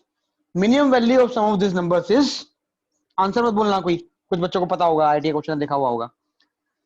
तो इसमें आपको सम की minimum value निकालनी है। सम की मिनिमम वैल्यू कब निकलती है? जब प्रोडक्ट कांस्टेंट होता है। इस केस में प्रोडक्ट कांस्टेंट नहीं है, तो आपको कुछ मैनिपुलेशन करनी पड़ेगी जिससे आपका प्रोडक्ट कांस्टेंट हो जाए। आपका एक बार प्रोडक्ट कांस्टेंट हो जाएगा तो उसके बाद आप सम को निकाल सकते हैं। तो बच्चों एक क्वेश्चन ये हो गया। लॉगरिथम के मेरे ख्याल से दो छोटे छोटे क्वेश्चन दिए हैं आज, और लॉगरिथम के 2 छोटे छोटे क्वेश्चन पहले दिए थे। तो ये 4-5 क्वेश्चंस हैं। तो इन 4-5 क्वेश्चंस के डिस्कशन के साथ मैं अगली क्लास शुरू करूंगा, और अगली क्लास में मैं आप लोगों को कोऑर्डिनेट ज्योमेट्री शुरू कर दूंगा। मतलब we will start with geometry and then we will go to coordinate geometry. Sir 8 आ रहा है। हाँ ये ठीक है दिव्य, ये बिल्कुल ठीक है। हाँ 8 है इसका आंसर। इस वाले का आंसर 8 है, लेकिन ऐसे बोलो मत यार, बाकी बच्चों को ट्राई करने दो, मुझे लिख के भेज दिया करो। इसका आंसर 8 है जिनका भी आया है।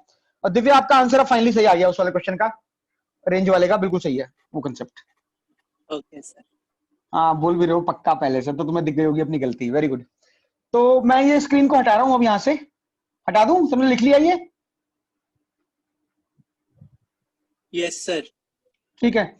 अब ये बताओ मुझे कि तुम लोग मुझे बोलते थे कि लंबी क्लास ले लो, तो लंबी क्लास का क्या मतलब है? 2-2.5 घंटे की क्लास ले लूं? 2.5-3 घंटे की? मैं वही करूंगा यार, फिर ब्रेक दे दूंगा बीच में ना। इंटरनेट इंटरनेट का इश्यू हो जाए सर बीच में। हाँ ये भी तो है, अगर तुम्हारी उसी दिन फिजिक्स की क्लास भी हो गई सुबह और शाम को मैंने भी ले ली तो इंटरनेट का भी इशू हो जाएगा। तो क्लास की ड्यूरेशन मुझे तो लगता है सर वही, रेगुलर ले लो ना, 1.5 घंटे। हाँ यही घंटे की करता हूँ। क्लास सही है सर, 1.5 घंटे की। हाँ 1.5 से 2 घंटे की क्लास लूंगा। यही ठीक है सर। हाँ ये ठीक है। अब इसमें ये है, या तो अगर छोटी क्लास हो रही है 1-1.5 घंटे की तो डेली ले लो, मतलब हर 2 दिन में ले लो। अगर थोड़ी ज्यादा लंबी हो रही है तो मैं 1.5 से 2 घंटे की क्लास लूंगा, और हफ्ते में कोशिश करूंगा 3 क्लास कम से कम ले लूं। मतलब अभी मैं 2 ले रहा हूँ, अब मैं अगले हफ्ते से 3 क्लास में आने की कोशिश करूंगा। तो अगर हफ्ते में 3 क्लास हो जाएंगी तो आराम से कवर हो जाएगा, और वो जैसे जैसे सिलेबस आगे बढ़ेगा ना वैसे वैसे पेस बढ़ जाएगा। और एक बार सेंटर में आ जाओगे तो फिर तो घर की बात है, आराम से बैठो तुम्हारे साथ और जितनी मर्जी क्लास लो। ठीक है, तो आज मैं यहीं पे रोक रहा हूँ, और एक बार दोबारा रिकैप कर देता हूँ कि अगली क्लास में हम लोग वो नहीं करेंगे, क्या कहते हैं उसको, नेक्स्ट क्लास में we will not do the greatest integer,